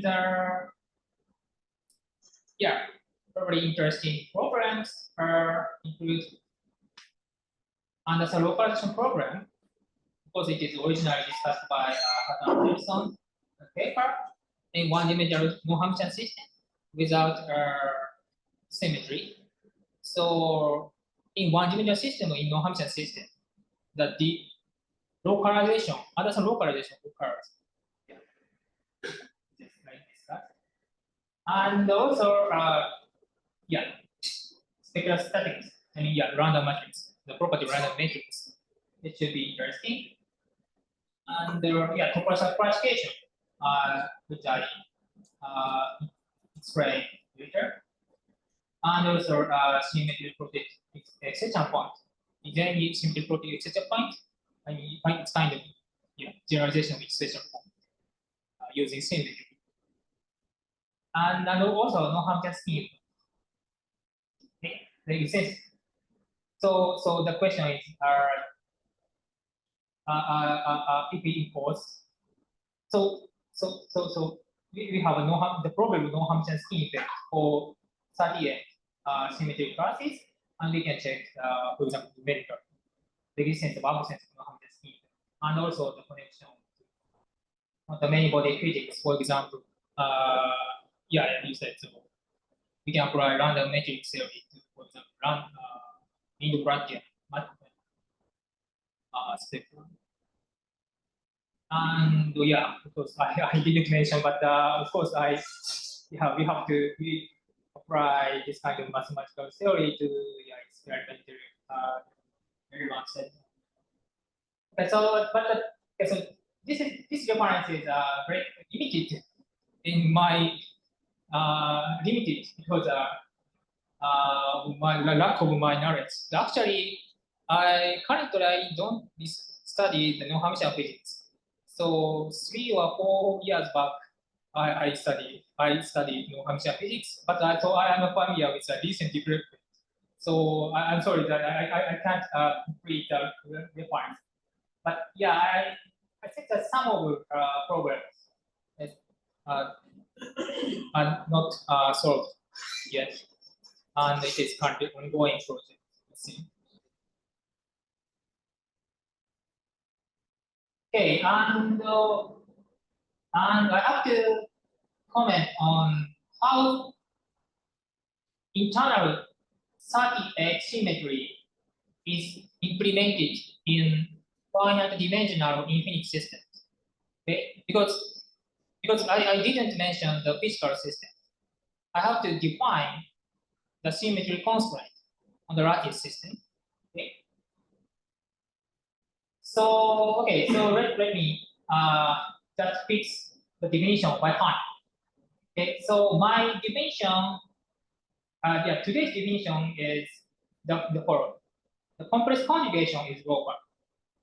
Okay, so this does not change the spatial position. And on the other hand, the transpose exchange transpose symmetry exchange the spatial positions x and x prime by usual transpose is a matrix. Okay, and then also Dagger symmetry. Yeah, in the same way, the Dagger symmetry exchange the spatial position. So this is a summary of the symmetry implementation of non-Hermitian symmetry. Sorry, this is typo. So I have so unitary symmetry. I don't have the position is not changed. And for complex conjugate symmetry, the position is also not changed. And transpose and Dagger symmetry, the position is changed. Okay. In the momentum space, this is summarized. So in unitary and Dagger symmetry, K is not changed. Wave number is not changed. But star and transpose symmetry, K is reflected. Okay. Okay, so I'm not sure this definition is transpose and Dagger. The definition of transpose Dagger is experimentally reasonable, but yeah, mathematically it was found that this is very useful definition. Okay. if I have a half-pin Hamiltonian, it seems like it is very reasonable, right? You think so? Yeah. So transpose is like Yeah, like change the half-pin change your orientation. yeah. I see.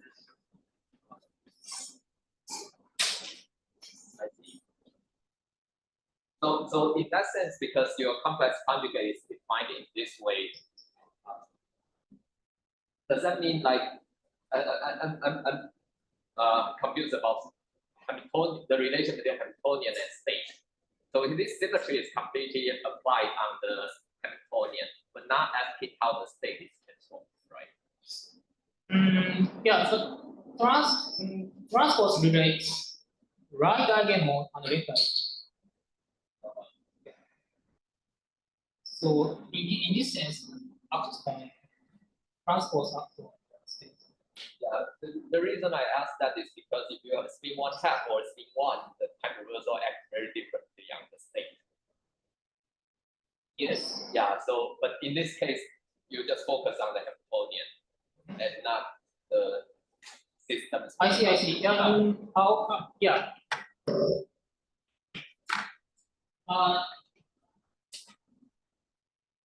In transpose case, we have the same pronunciations. Yes.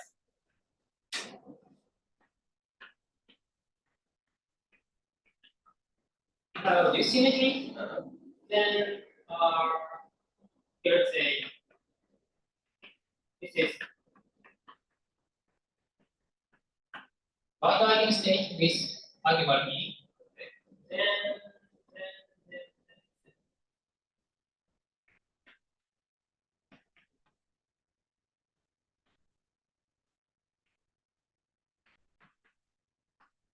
this. Okay. And taking like this. And this is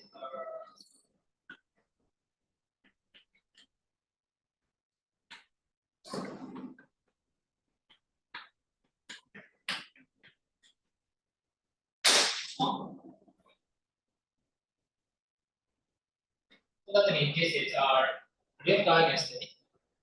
It's the same eigenvalue. And also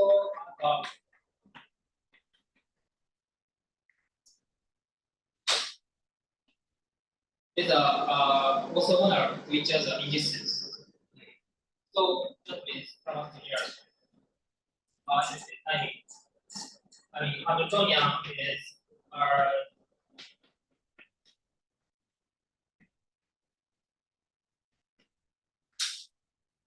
is expanded in this way.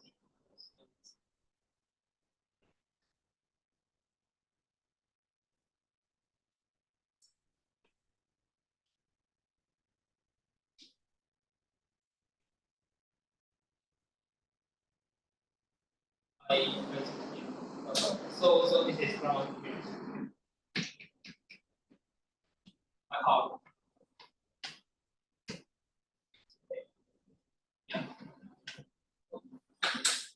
yeah. So yeah. And the point is probability first in transpose symmetry. But the point, another point is in non-Hermitian physics system.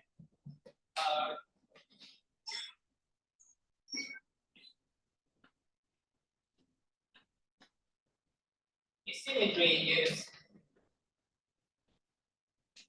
the relation between E and Easter. So the conjugate symmetry does not give us the cross generation, but transpose symmetry. So this is a side element.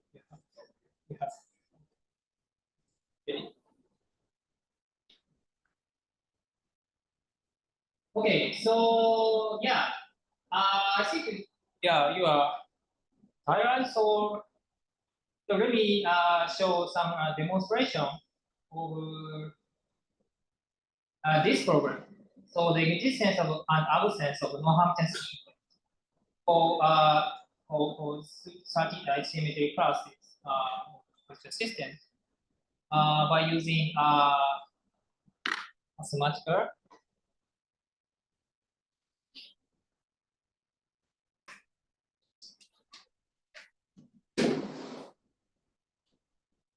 So the mathematical model I updated in the I wrote it in the box, summer school box website. You can see demonstration of writing the spectrum. Yeah, for example, this is a multidimensional system with no symmetry. I draw the periodic boundary constant spectra and the open boundary constant spectra. Then you can find that the scheme. And for shear hermitage test, I also have a scheme. For let's support symmetry, I have. Spiral symmetry, yeah, I have. And for transversal symmetry, whose square is 1, and there's a scheme. And transversal symmetry with Kramer's type scheme. And here, this is a A1 diagonal symmetry. It's a symmetry type.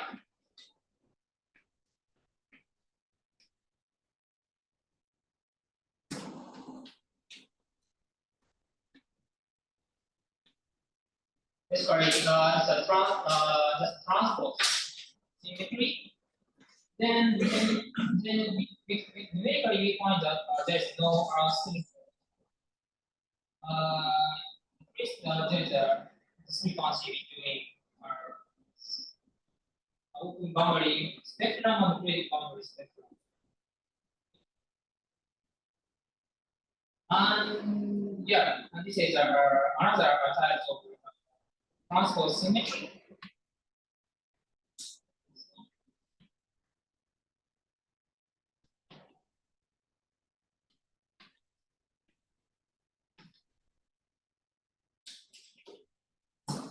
So this is if we replace the type of transpose symmetry, the existence and absence of skin effect are different. Okay. So I mean, if we consider just ordinary transpose symmetry, I have no skin effect. If you consider kind of symmetry, transpose symmetry with Kramer's degeneracy, I have skin. Okay. And yeah, you can check the for starting symmetry first. Okay. Let me move up this slide. So okay, so eventually we find that the PVC and the periodic boundary condition and open boundary condition spectra are the same if and only if the class A1 data symmetry. I mean, there's a transpose type symmetry. Okay. And yeah, yes, and this is just a numerical. Only limited to the numerical observation, but it can be proved mathematically. What is the typical size of your matrices? What? What is the typical size of your matrices? Okay. In this case, system size is 100. And times 100. 100, yeah, and also internally divisible freedom, the number of internally divisible freedom is 4 in this example. So 400 times 400. I see. So that means there are 4 bands because the internal degree of freedom is 4. So I suppose you have 4 bands. Bands.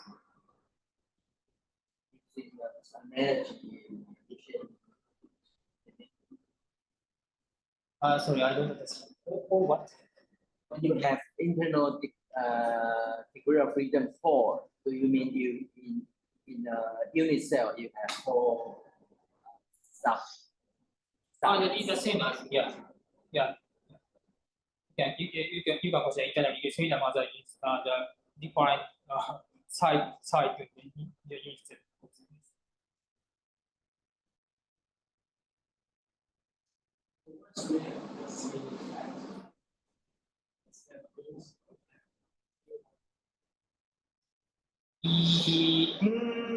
Partially, yes. Yes. Yeah, so I see. So if the winding number is non-zero, then we should have scheme for it. But even if there okay, so this is example. The plus 8 dagger, yes. And with this symmetry, we can prove that the winding number is 0 with this symmetry. However, I have a scheme for it.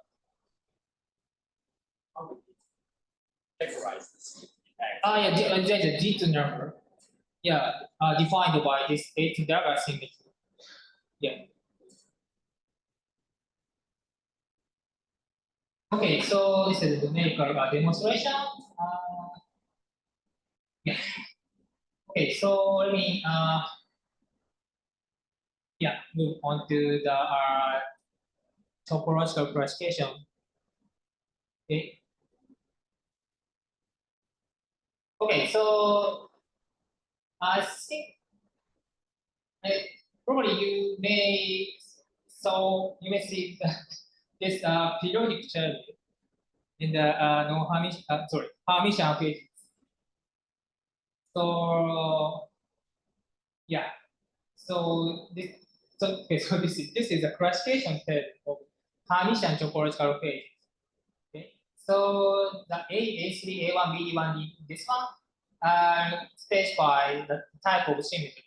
So yes, the different symmetry classes, and it is characterized by this T and C and S. And here delta 0, 1, 2, 3 is a spatial dimension. So that means given symmetry class and spatial dimension, I have classification. For example, class A means no symmetry, and in okay, so class A and 2 spatial dimension, I have Z. So it is nothing that the existence of a Chan number, and it introduced by Okasan this morning. But this is that one example.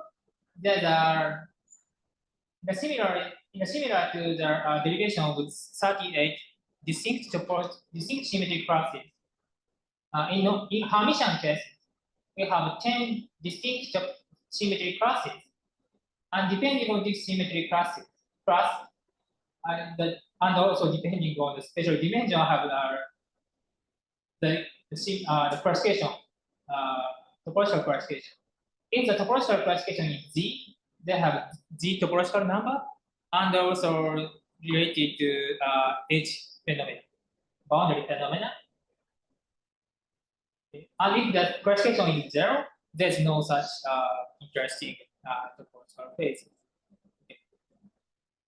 Okay, so the reason I showed this table is that the classification of non-Hermitian topological phases is eventually discussed as the classification of Hermitian systems. Okay. So yeah, let me explain. Okay, so the motivation is we want to classify this kind of interesting topological phases in non-Hermitian systems For example, as I introduced explained before, skin effect is originated from some topological number with respect to the point gap. In this case, we are here. The question is, can we classify this kind of interesting topological number exists or not, depending on, systematically. For all 38 symmetry classes and for any spatial dimension. But yeah, in this program, the classification of point gap to topological phases. But this problem is easily solved by mapping to Hermitian cases by using this Hamiltonian. So let's say H of K is non-Hermitian Hamiltonian, and we consider this extended Hamiltonian H tilde defined by this H and H dagger. Then you can see this Hamiltonian is Hermit. Okay. So then the question is the classification of this Hamiltonian. It regards as a classification of this Hermitian Hamiltonian, and this problem is already solved by this step. Okay.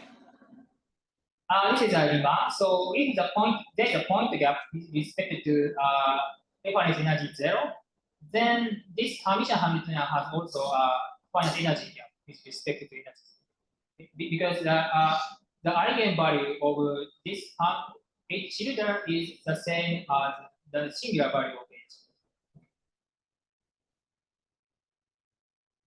Yeah, and as I said, classifying the classification of non-Hermitian Hamiltonian is just that Hermitian H tilde, so which is very established. So in this sense, the classification problem is already solved. Yeah, I think Tauta is trying to say there's a typo. Not Typo? Yeah. The point gap of H, not H. Yes, sorry, thank you. And what's the meaning of H0? The problem. This one? Yeah, it's HK. Sorry, this is also typo. HK, right? Yeah, this should be HK. Sorry. sorry for many typos. Sorry. This should be HK, and this is H0, and this should be H5. Sorry. Okay. Thank you. My question is about, you try to connect the Hermitian to non-Hermitian system, right? So point gap is well defined in the non-Hermitian system. But how about line gap? Can you? I explain. Okay.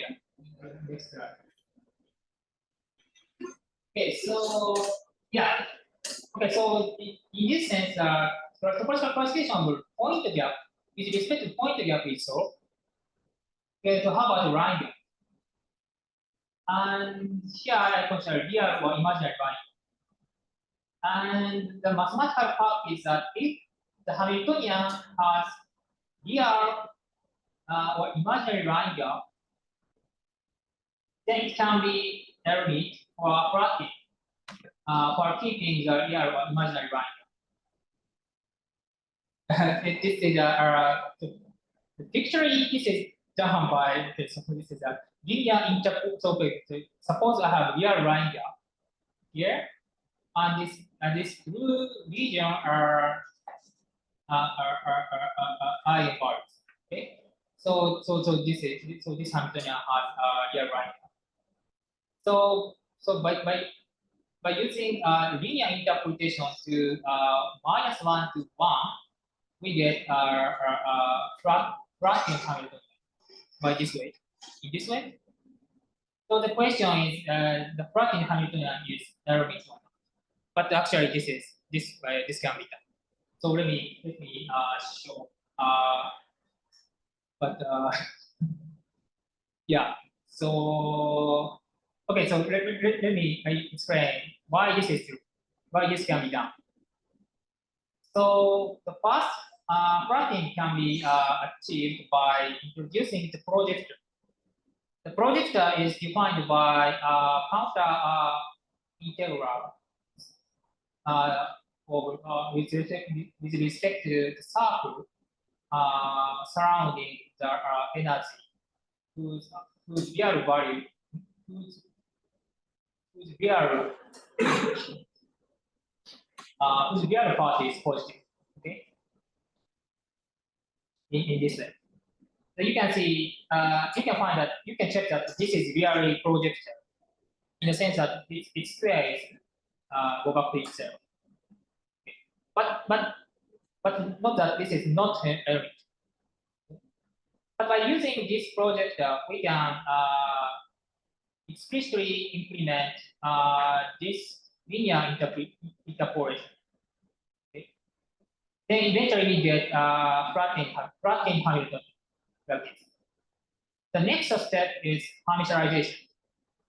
Yeah, by using this decomposition, the Hermitian part and anti-Hermitian part, then we find that from the because this is flattened Hamiltonian, H1 and H2 satisfy this relation, and introducing homotopy, we can see that homotopy from H1, large H1 to small H1, which is Hermite.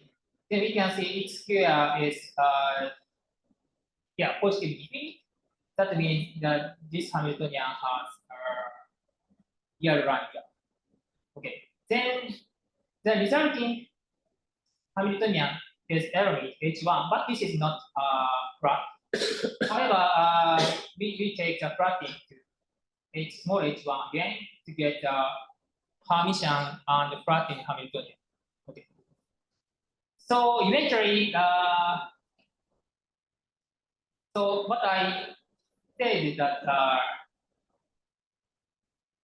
if the Hamiltonian, non-Hermitian Hamiltonian has real line gap, well, with keeping real line gap, this Hamiltonian can be Hermite and also flat. Okay. Then in the situation is the same as point gap test. So the problem is just as a Hermitian problem, and we, in this sense, the problem classification problem is solved. Okay. Okay. So then the question is how to get the classification table. This one. Yeah. So I'm not sure this is a so this is it's a completely Hermitian problem. So I'm not sure it.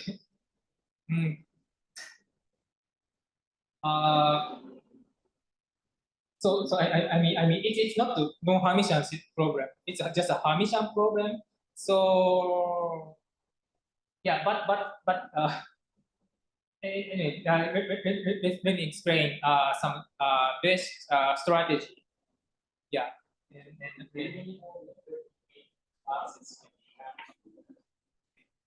Yes, because resulting the Hamiltonian is Hermitian.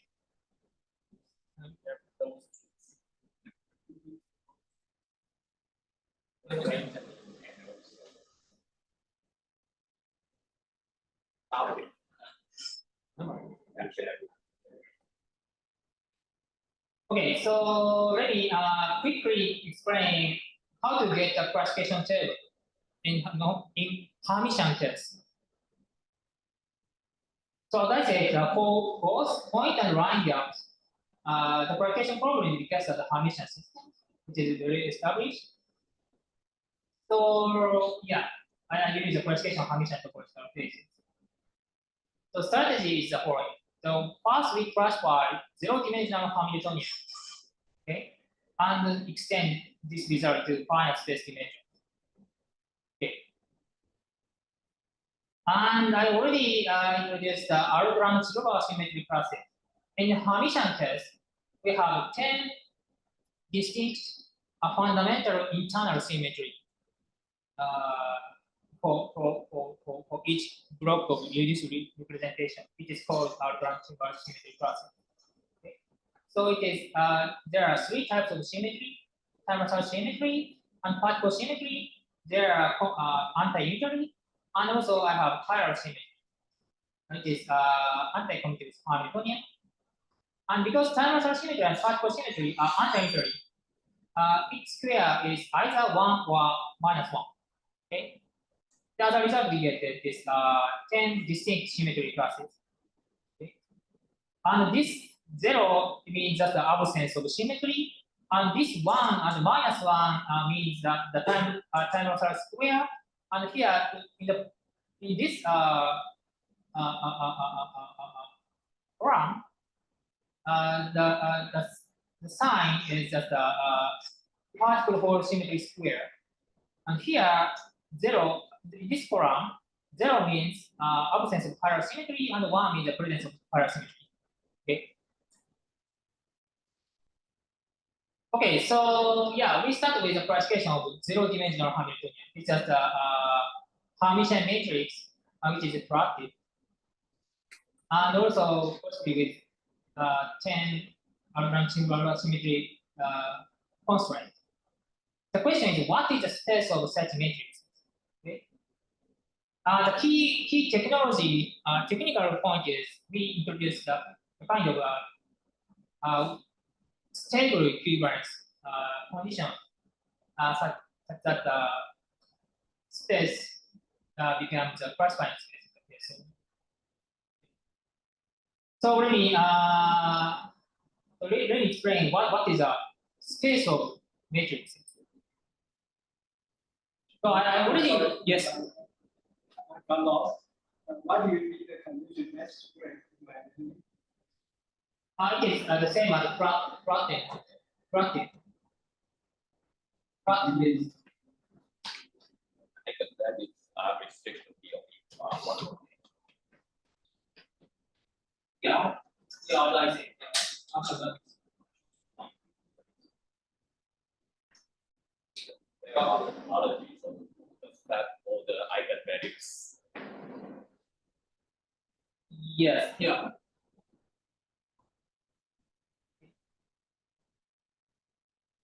Okay, so this is an example of the space of a matrix, Hermitian matrix, that I already discussed in the previous lecture, but let me repeat some point. So, okay, so 2 by 2 Hermitian matrix can be expanded as this way. Here, d0, dx, dy, dz are for real, and sigma is the Pauli matrix. So its eigenvalue is d0 plus minus the absolute value of matrix D. Then the flattening condition implies that we have either of the following 3 patterns. The first pattern is d0 is 1, and vector d is 0. And second pattern is d0 is -1, and vector d is 0. And third pattern is most interesting. d0 is 0, and vector d, absolute value of vector d is 1.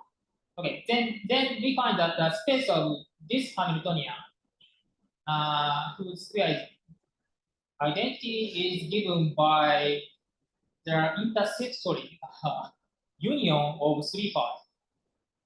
The first one is this point, the second one is here, and third one is this point.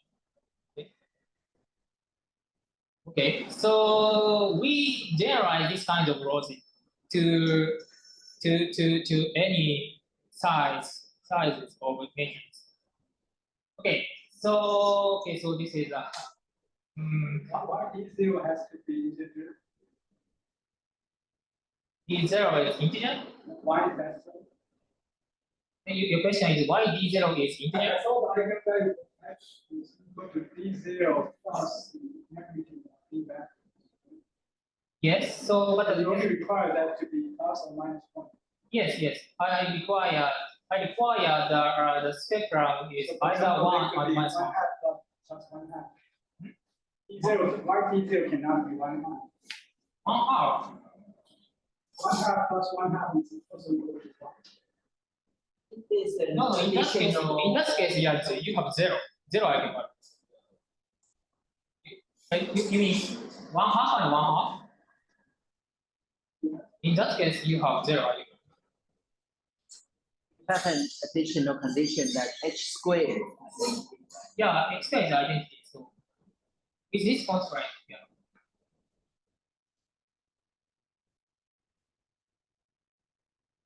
Okay. So yeah, let me super briefly introduce what stable equivalence is. So practically, the homotopy classification of Hamiltonian two-dimensional spaces finite at a fixed dimension by this setup in this setup 2 by 2 is not realistic. I mean, it is very difficult to mathematical problem to solve. For example, let's consider this is an example. Let's consider class A, I mean no symmetry, Hamiltonian, a 2 by 2 Hamiltonian in 3 special dimensions. Then the mathematically the classification is given by the equivalence, the set of equivalence of classes of continuous map from 3-dimensional torus to 2 torus. Okay. Then the answer is the first we have to specify Chern numbers. There we have 3 Chern numbers, nx, ny, and z. And depending on this Chern numbers, in addition to Chern numbers, we can define Hopf invariant. But this Hopf invariant takes value in g sub 2 times range count divisor of the x and y. Very complicated. So you can see this is not group. Yeah. So yeah, but yeah, anyway, so it's super complicated. So it is not realistic to solve. So we want to find a good weak equivalence relation so that the mathematical problem can be solved. So this is called stable equivalence relation. Is introduced by Kitae.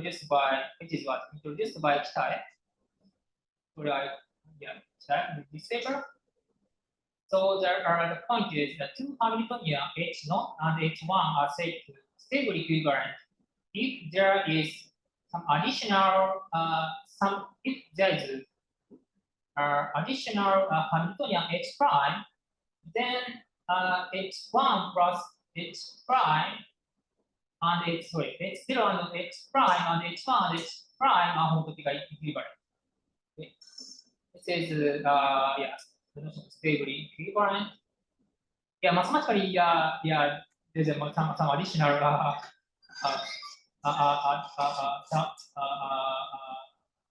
constraint, but yeah, essentially, stable equivalence is sufficient to understand the following process. So okay, so but this is mathematically motivated, but there's a physical motivation. The stable equivalence corresponds to the system which is stable against hybridization with higher or low energy bands, or the band folding by breaking procedure symmetry by, for example, anti-ferromagnetic magnetic order. And as I said, the mathematical motivation is relatively easy to compute. Okay, so yeah, with this stable equivalence condition, let's reconsider the classification problem. So we consider what is the space of n by n Hermitian matrix whose scale is 1. Okay, so this is just a repeat of the derivation Grassmann manifold. So it is diagonalized by unitary matrix U, and because this U is not unique, and also we have a n can be arbitrary integer from 0 to n. Okay.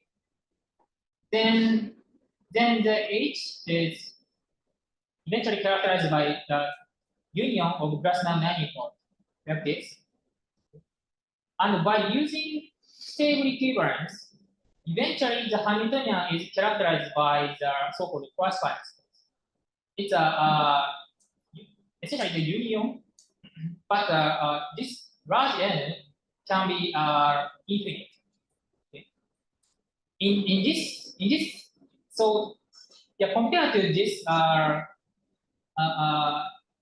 space of matrix with fixed size of Hamiltonian, this cross-finite space C0 has a very useful property in mathematics. Okay, so this is an example of cross-finite space.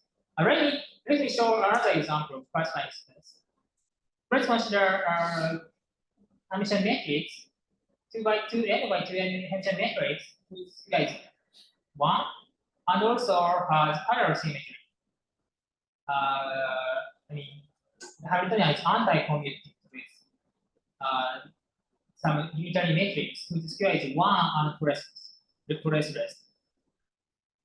Then without those of generality, we can say U gamma is sigma z Pauli matrix. Then you can see that Hamiltonian H takes a form. Hamiltonian H has no diagonal element, and it is only characterized by off-diagonal element, and also this Q off-diagonal matrix takes values in unitary matrix. So that means this Hamiltonian is eventually characterized by unitary UN. Okay. And by using stable equivalence, eventually the Hamiltonian is characterized by this C1, cross-finite space C1 is a kind of limit of unitary. Okay. Okay, so this kind of game we compute for all symmetry class. So, for example, this is a class A1. So, yeah, with time order symmetry, whose square is 1, we get this symmetry cross-finite space. And also, this is a cross-finite space R1, and sorry, this is a symmetry class BD1. So yeah, you can see you can drive the cross-finite spaces essentially orthogonal group, and for class D, you can get cross-finite space. This cross-finite space, the orthogonal group quotient by unitary. Okay. If you are interested in the whole proof, you can check the slide. Okay. So I skip. Ask a basic question. Yes. You mentioned at some point that the form edge correspondence is broken. So if we classify, but like why it is useful for us to classify the Hamiltonian of the form if the form edge correspondence is broken? Boundary correspondence is broken. I mean, in a non-Hermitian system, right? The Hamiltonian that we are classifying is basically the form Hamiltonian of a non-Hermitian Hamiltonian, right? And if form edge correspondence is not there, then yes, we can classify it, but what's the physical meaning that it can, or like a physical implication that we can get from this classification scheme, or like the result? So you mean in reality we have to. So there's no you mean because there's no boundary correspondence between PBC Hamiltonian and the boundary. Yes. Yeah,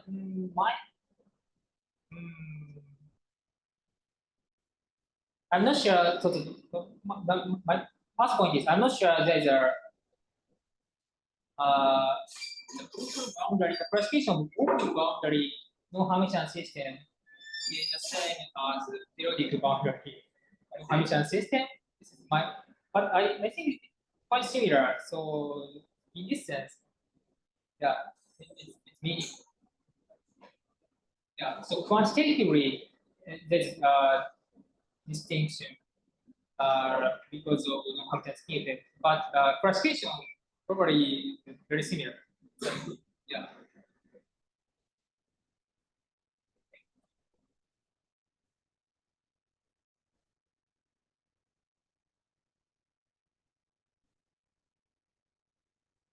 Yeah, and also the skin effect is the usage of skin effect can be understood as PVC spectrum. Yeah, so this is obviously one application. I see. Of the classification of non-Hermitian system with unique manifolds. Yeah. Okay, so so this is technical detail.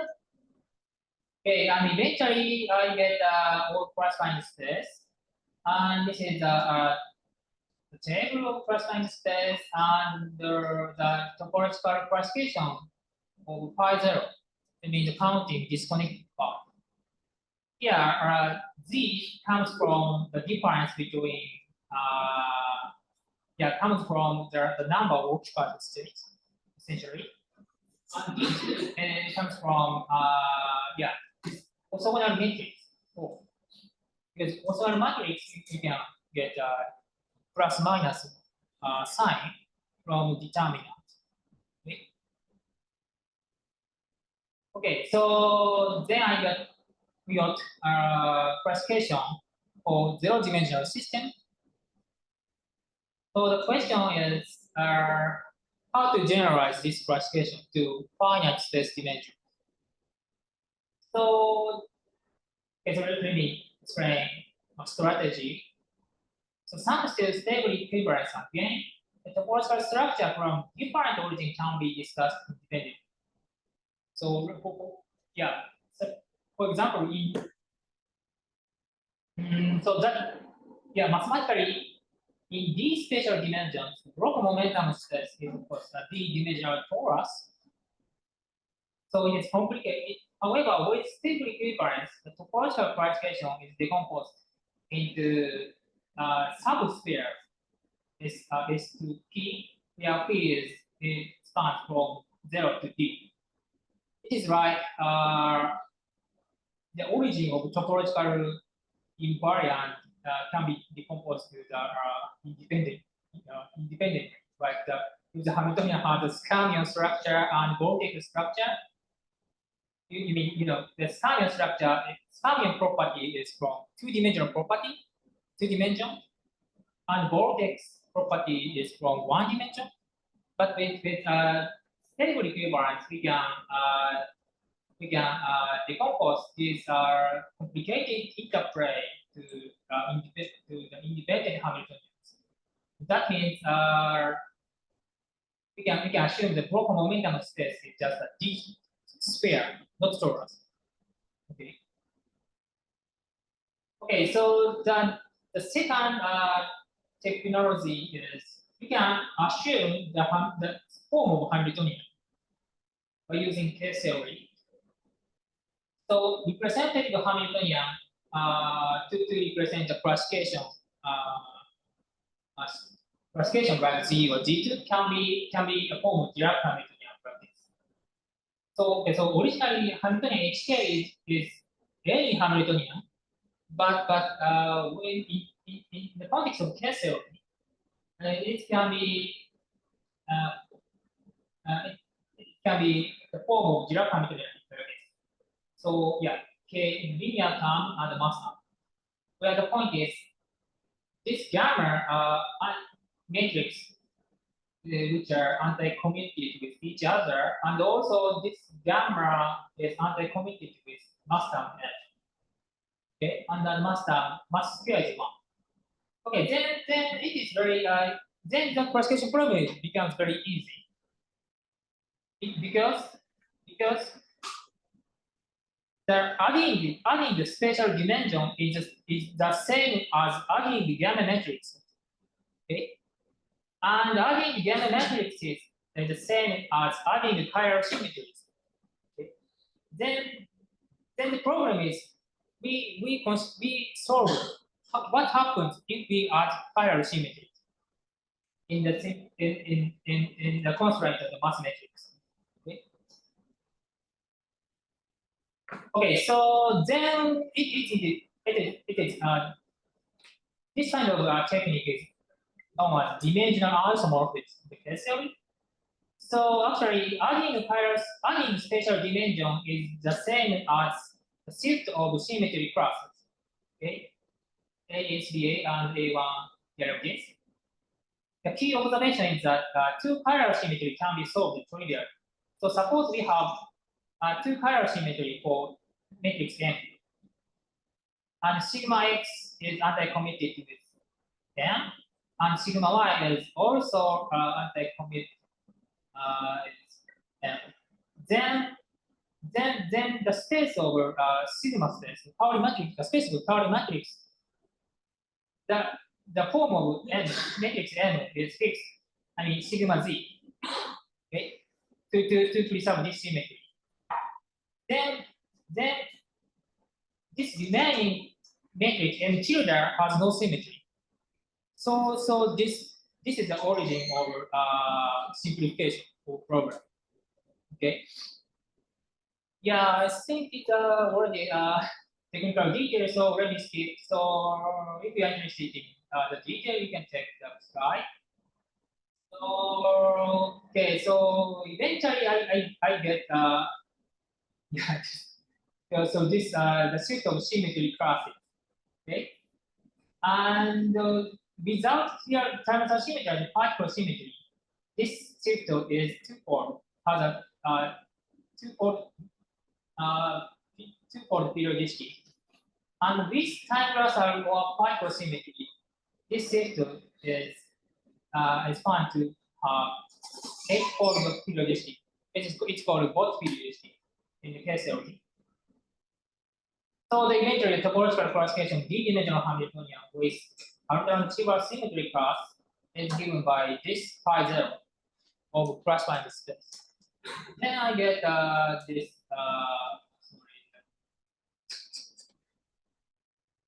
Then I got this symmetry.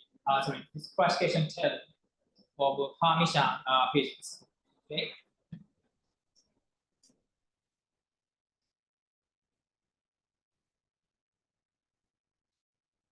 Okay, so then the classification problem is already solved.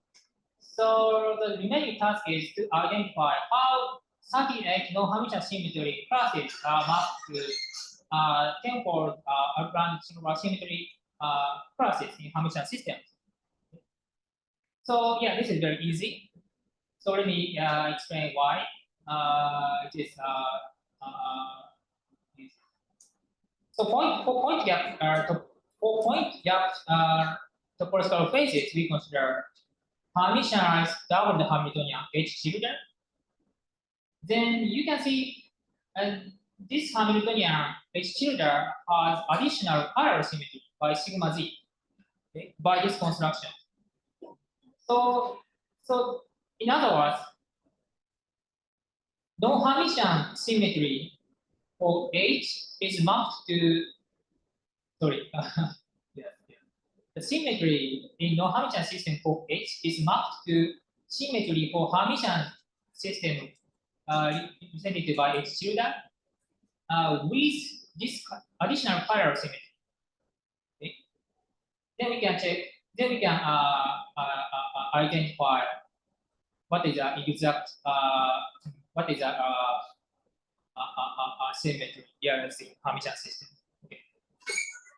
Okay, so for real and imaginary line gap, we have our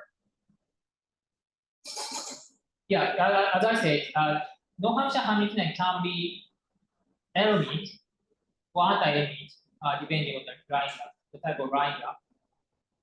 Then in the view of this double Hermitian double Hamiltonian, the Hermiticity of H, Hamiltonian H, is the same as additional chiral symmetry for double Hamiltonian H tilde.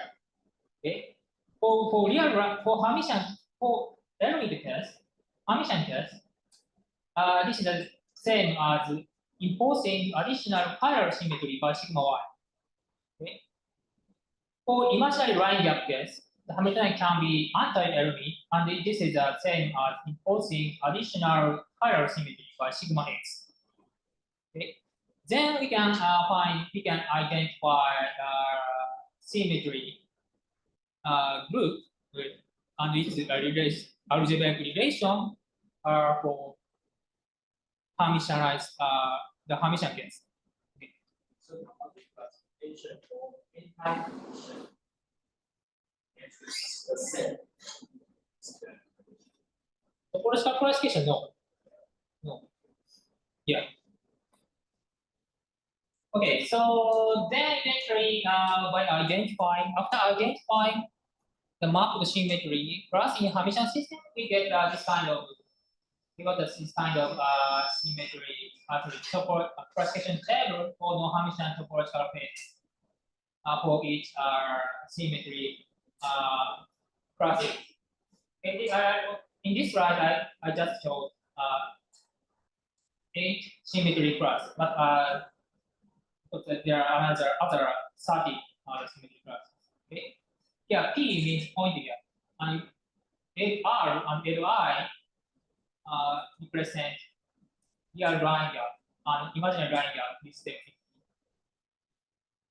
Okay, so here if you are in this picture, you can see here. Okay.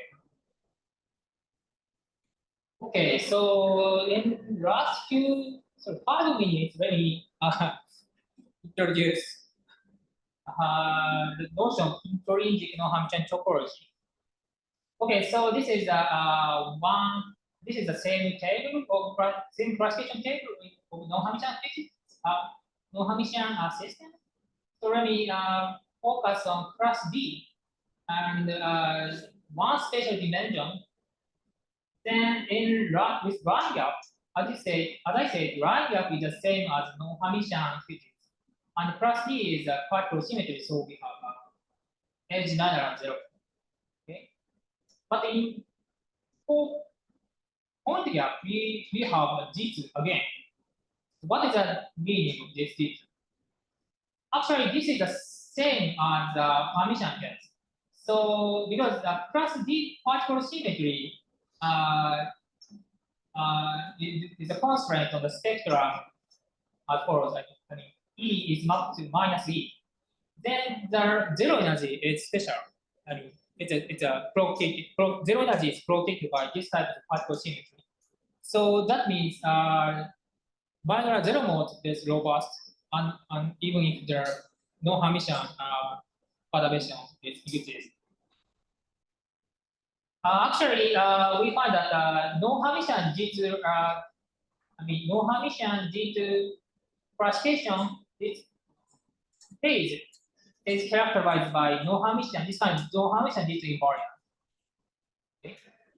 And we find that this invariant corresponds to the existence minor 0. Okay, so then the question is this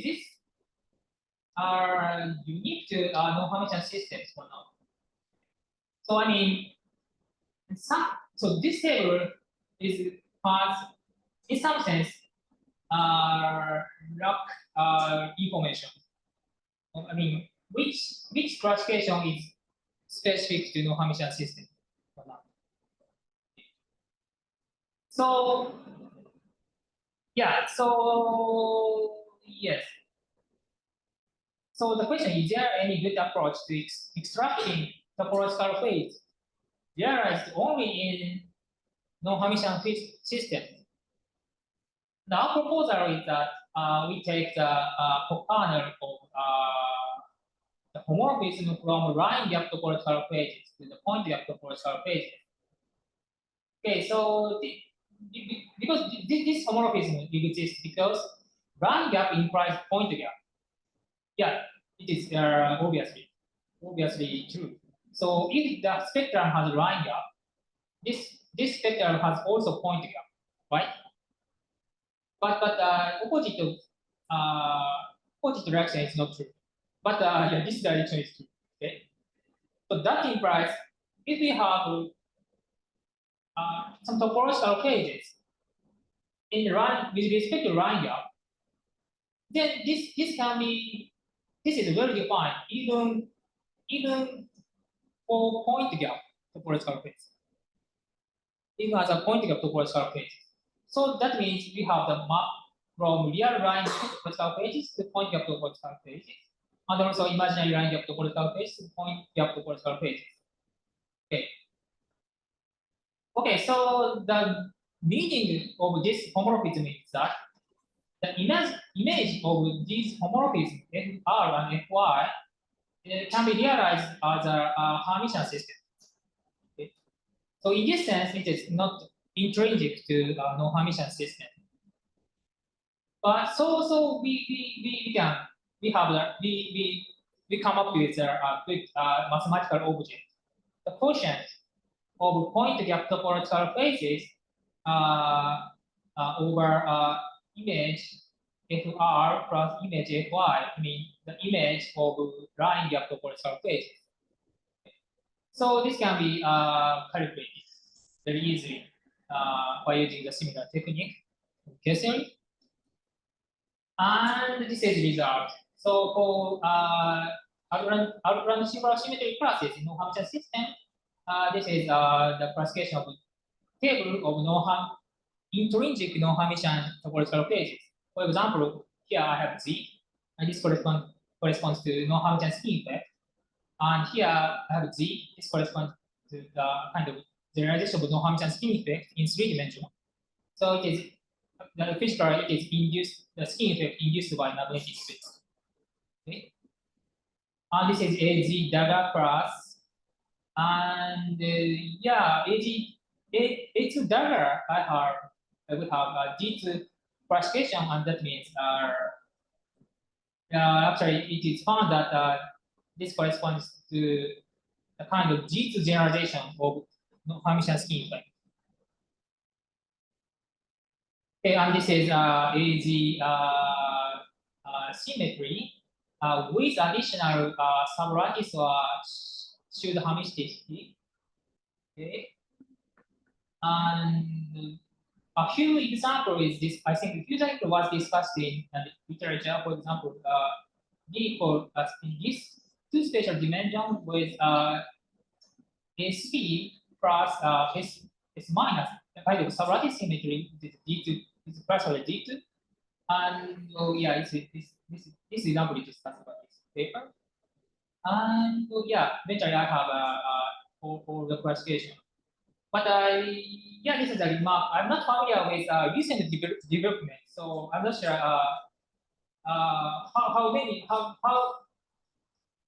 which symmetry groups are studied seriously. So yeah, reference list is not very limited because of the lack of minorities current reference. Okay, so this is an example of S3 plus some non-trivial example, but we need to skip because I have to. Okay, so this is summary. So in this lecture, I did a introduction of the notion of one particular non-Hermitian systems, and I explained some basic phenomena in non-Hermitian systems, one the extension point and non-Hermitian skin effect. And to define the topology of the non-Hermitian system, we have to define firstly point gap and line gap conditions. And also, I explained different symmetry classes in non-Hermitian systems, and explain briefly topological classification, and not all over topological classification in point gap system is super interesting. As I explained, but you have to extract very interesting non-Hermitian topological pages by using map between line gap topological page to point gap topological page. As a result, we get the classification table of intrinsic non-Hermitian topology. Okay, yeah, that's all. Thanks for listening.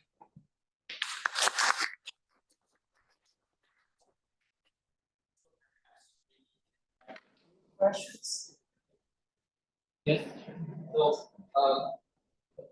the classification scheme, like the restriction on the Hamiltonian, you actually do not need the demonstration symmetry. Right? Yeah, right.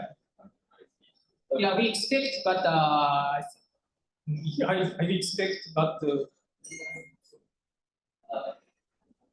yeah, I think that ongoing study. I think it's It's an ongoing study. ongoing. I think.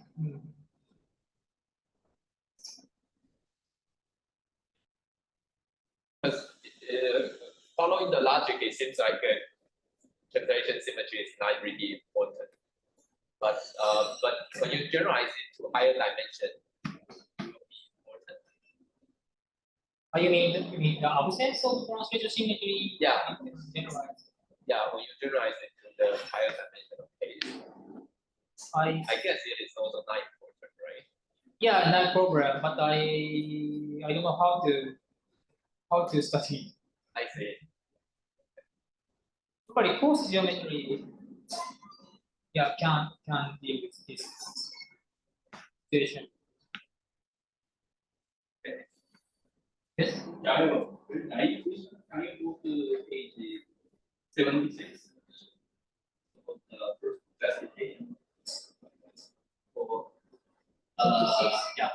So I want to understand how this is constructed. I was expecting to see something more simple, like just a copy of the temporal wave appearing here, but then here you see more complicated structure and graphs, so on. So yeah. So if we focus only on point here, instead you can see the same tail is G2 0 2Z 0 0 0 Z in zero dimension, and in one dimension Z G2 0 G2Z 0 0 0. Okay, so this is just copy. And also in the line gap, near line gap, you can find that this is also copy. So yeah, this is so yeah, so for each point here, for each gap condition, you can find. Is the dimension the same or? Dimension is same. No, If I just focus on zero dimension and to T, I see I will come same classification as well. no, dimension is 60 by 1 plus 2. Yeah, Because of additional pairs in non-Hermitian system. I mean that because of additional chiral symmetry of double the Hermitianized Hamiltonian. Yeah. Imaginary line, yeah. Yes. I have this G2, then this one G2 plus G2. Yes, so sometimes we so let's say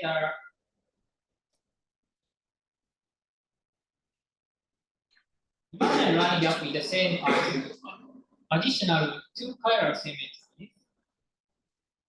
Yeah, and sometimes this additional chiral symmetry combined with original symmetry that we want, we get G to unitary symmetry. Then the Hamiltonian is block diagonalized. Then we get sometimes D2 plus D2.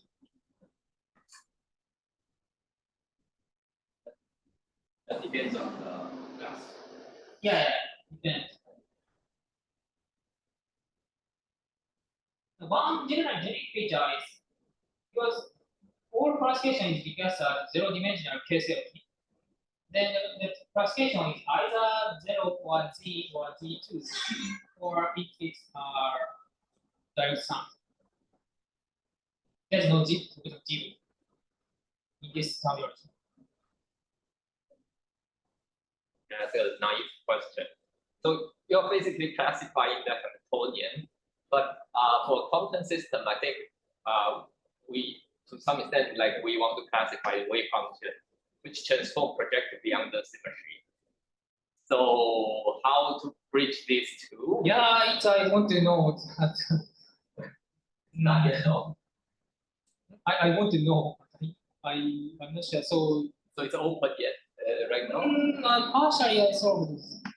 So I think your question is the same as how to define topological invariant from wave function.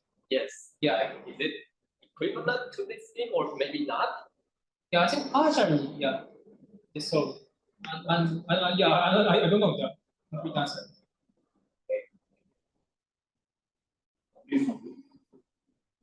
Yeah, like I don't know how to connect these things. So yeah.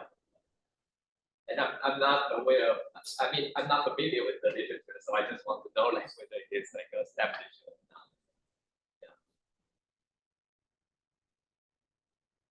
Yes.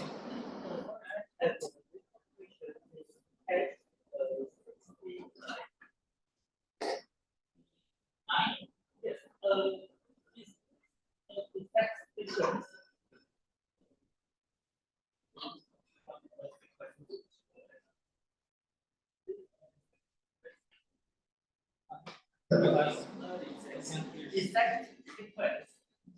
It's based on sequence. Exact sequence. No, it's just it's just this arrow there's no mathematical meaning. This is just a row. Not the exact sequence. So this is no vendor. So this arrow is this type of position. No. This is just a correspondence between symmetry classes by adding spatial dimension. So yeah, for example, class A in 0 dimension, 1 dimension is the same as class A3 in 0 dimension.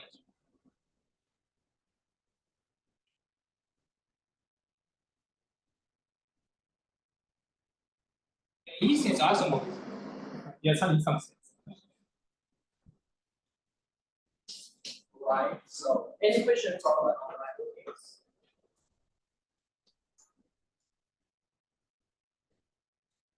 So maybe we should stop here and let's thank the speaker again.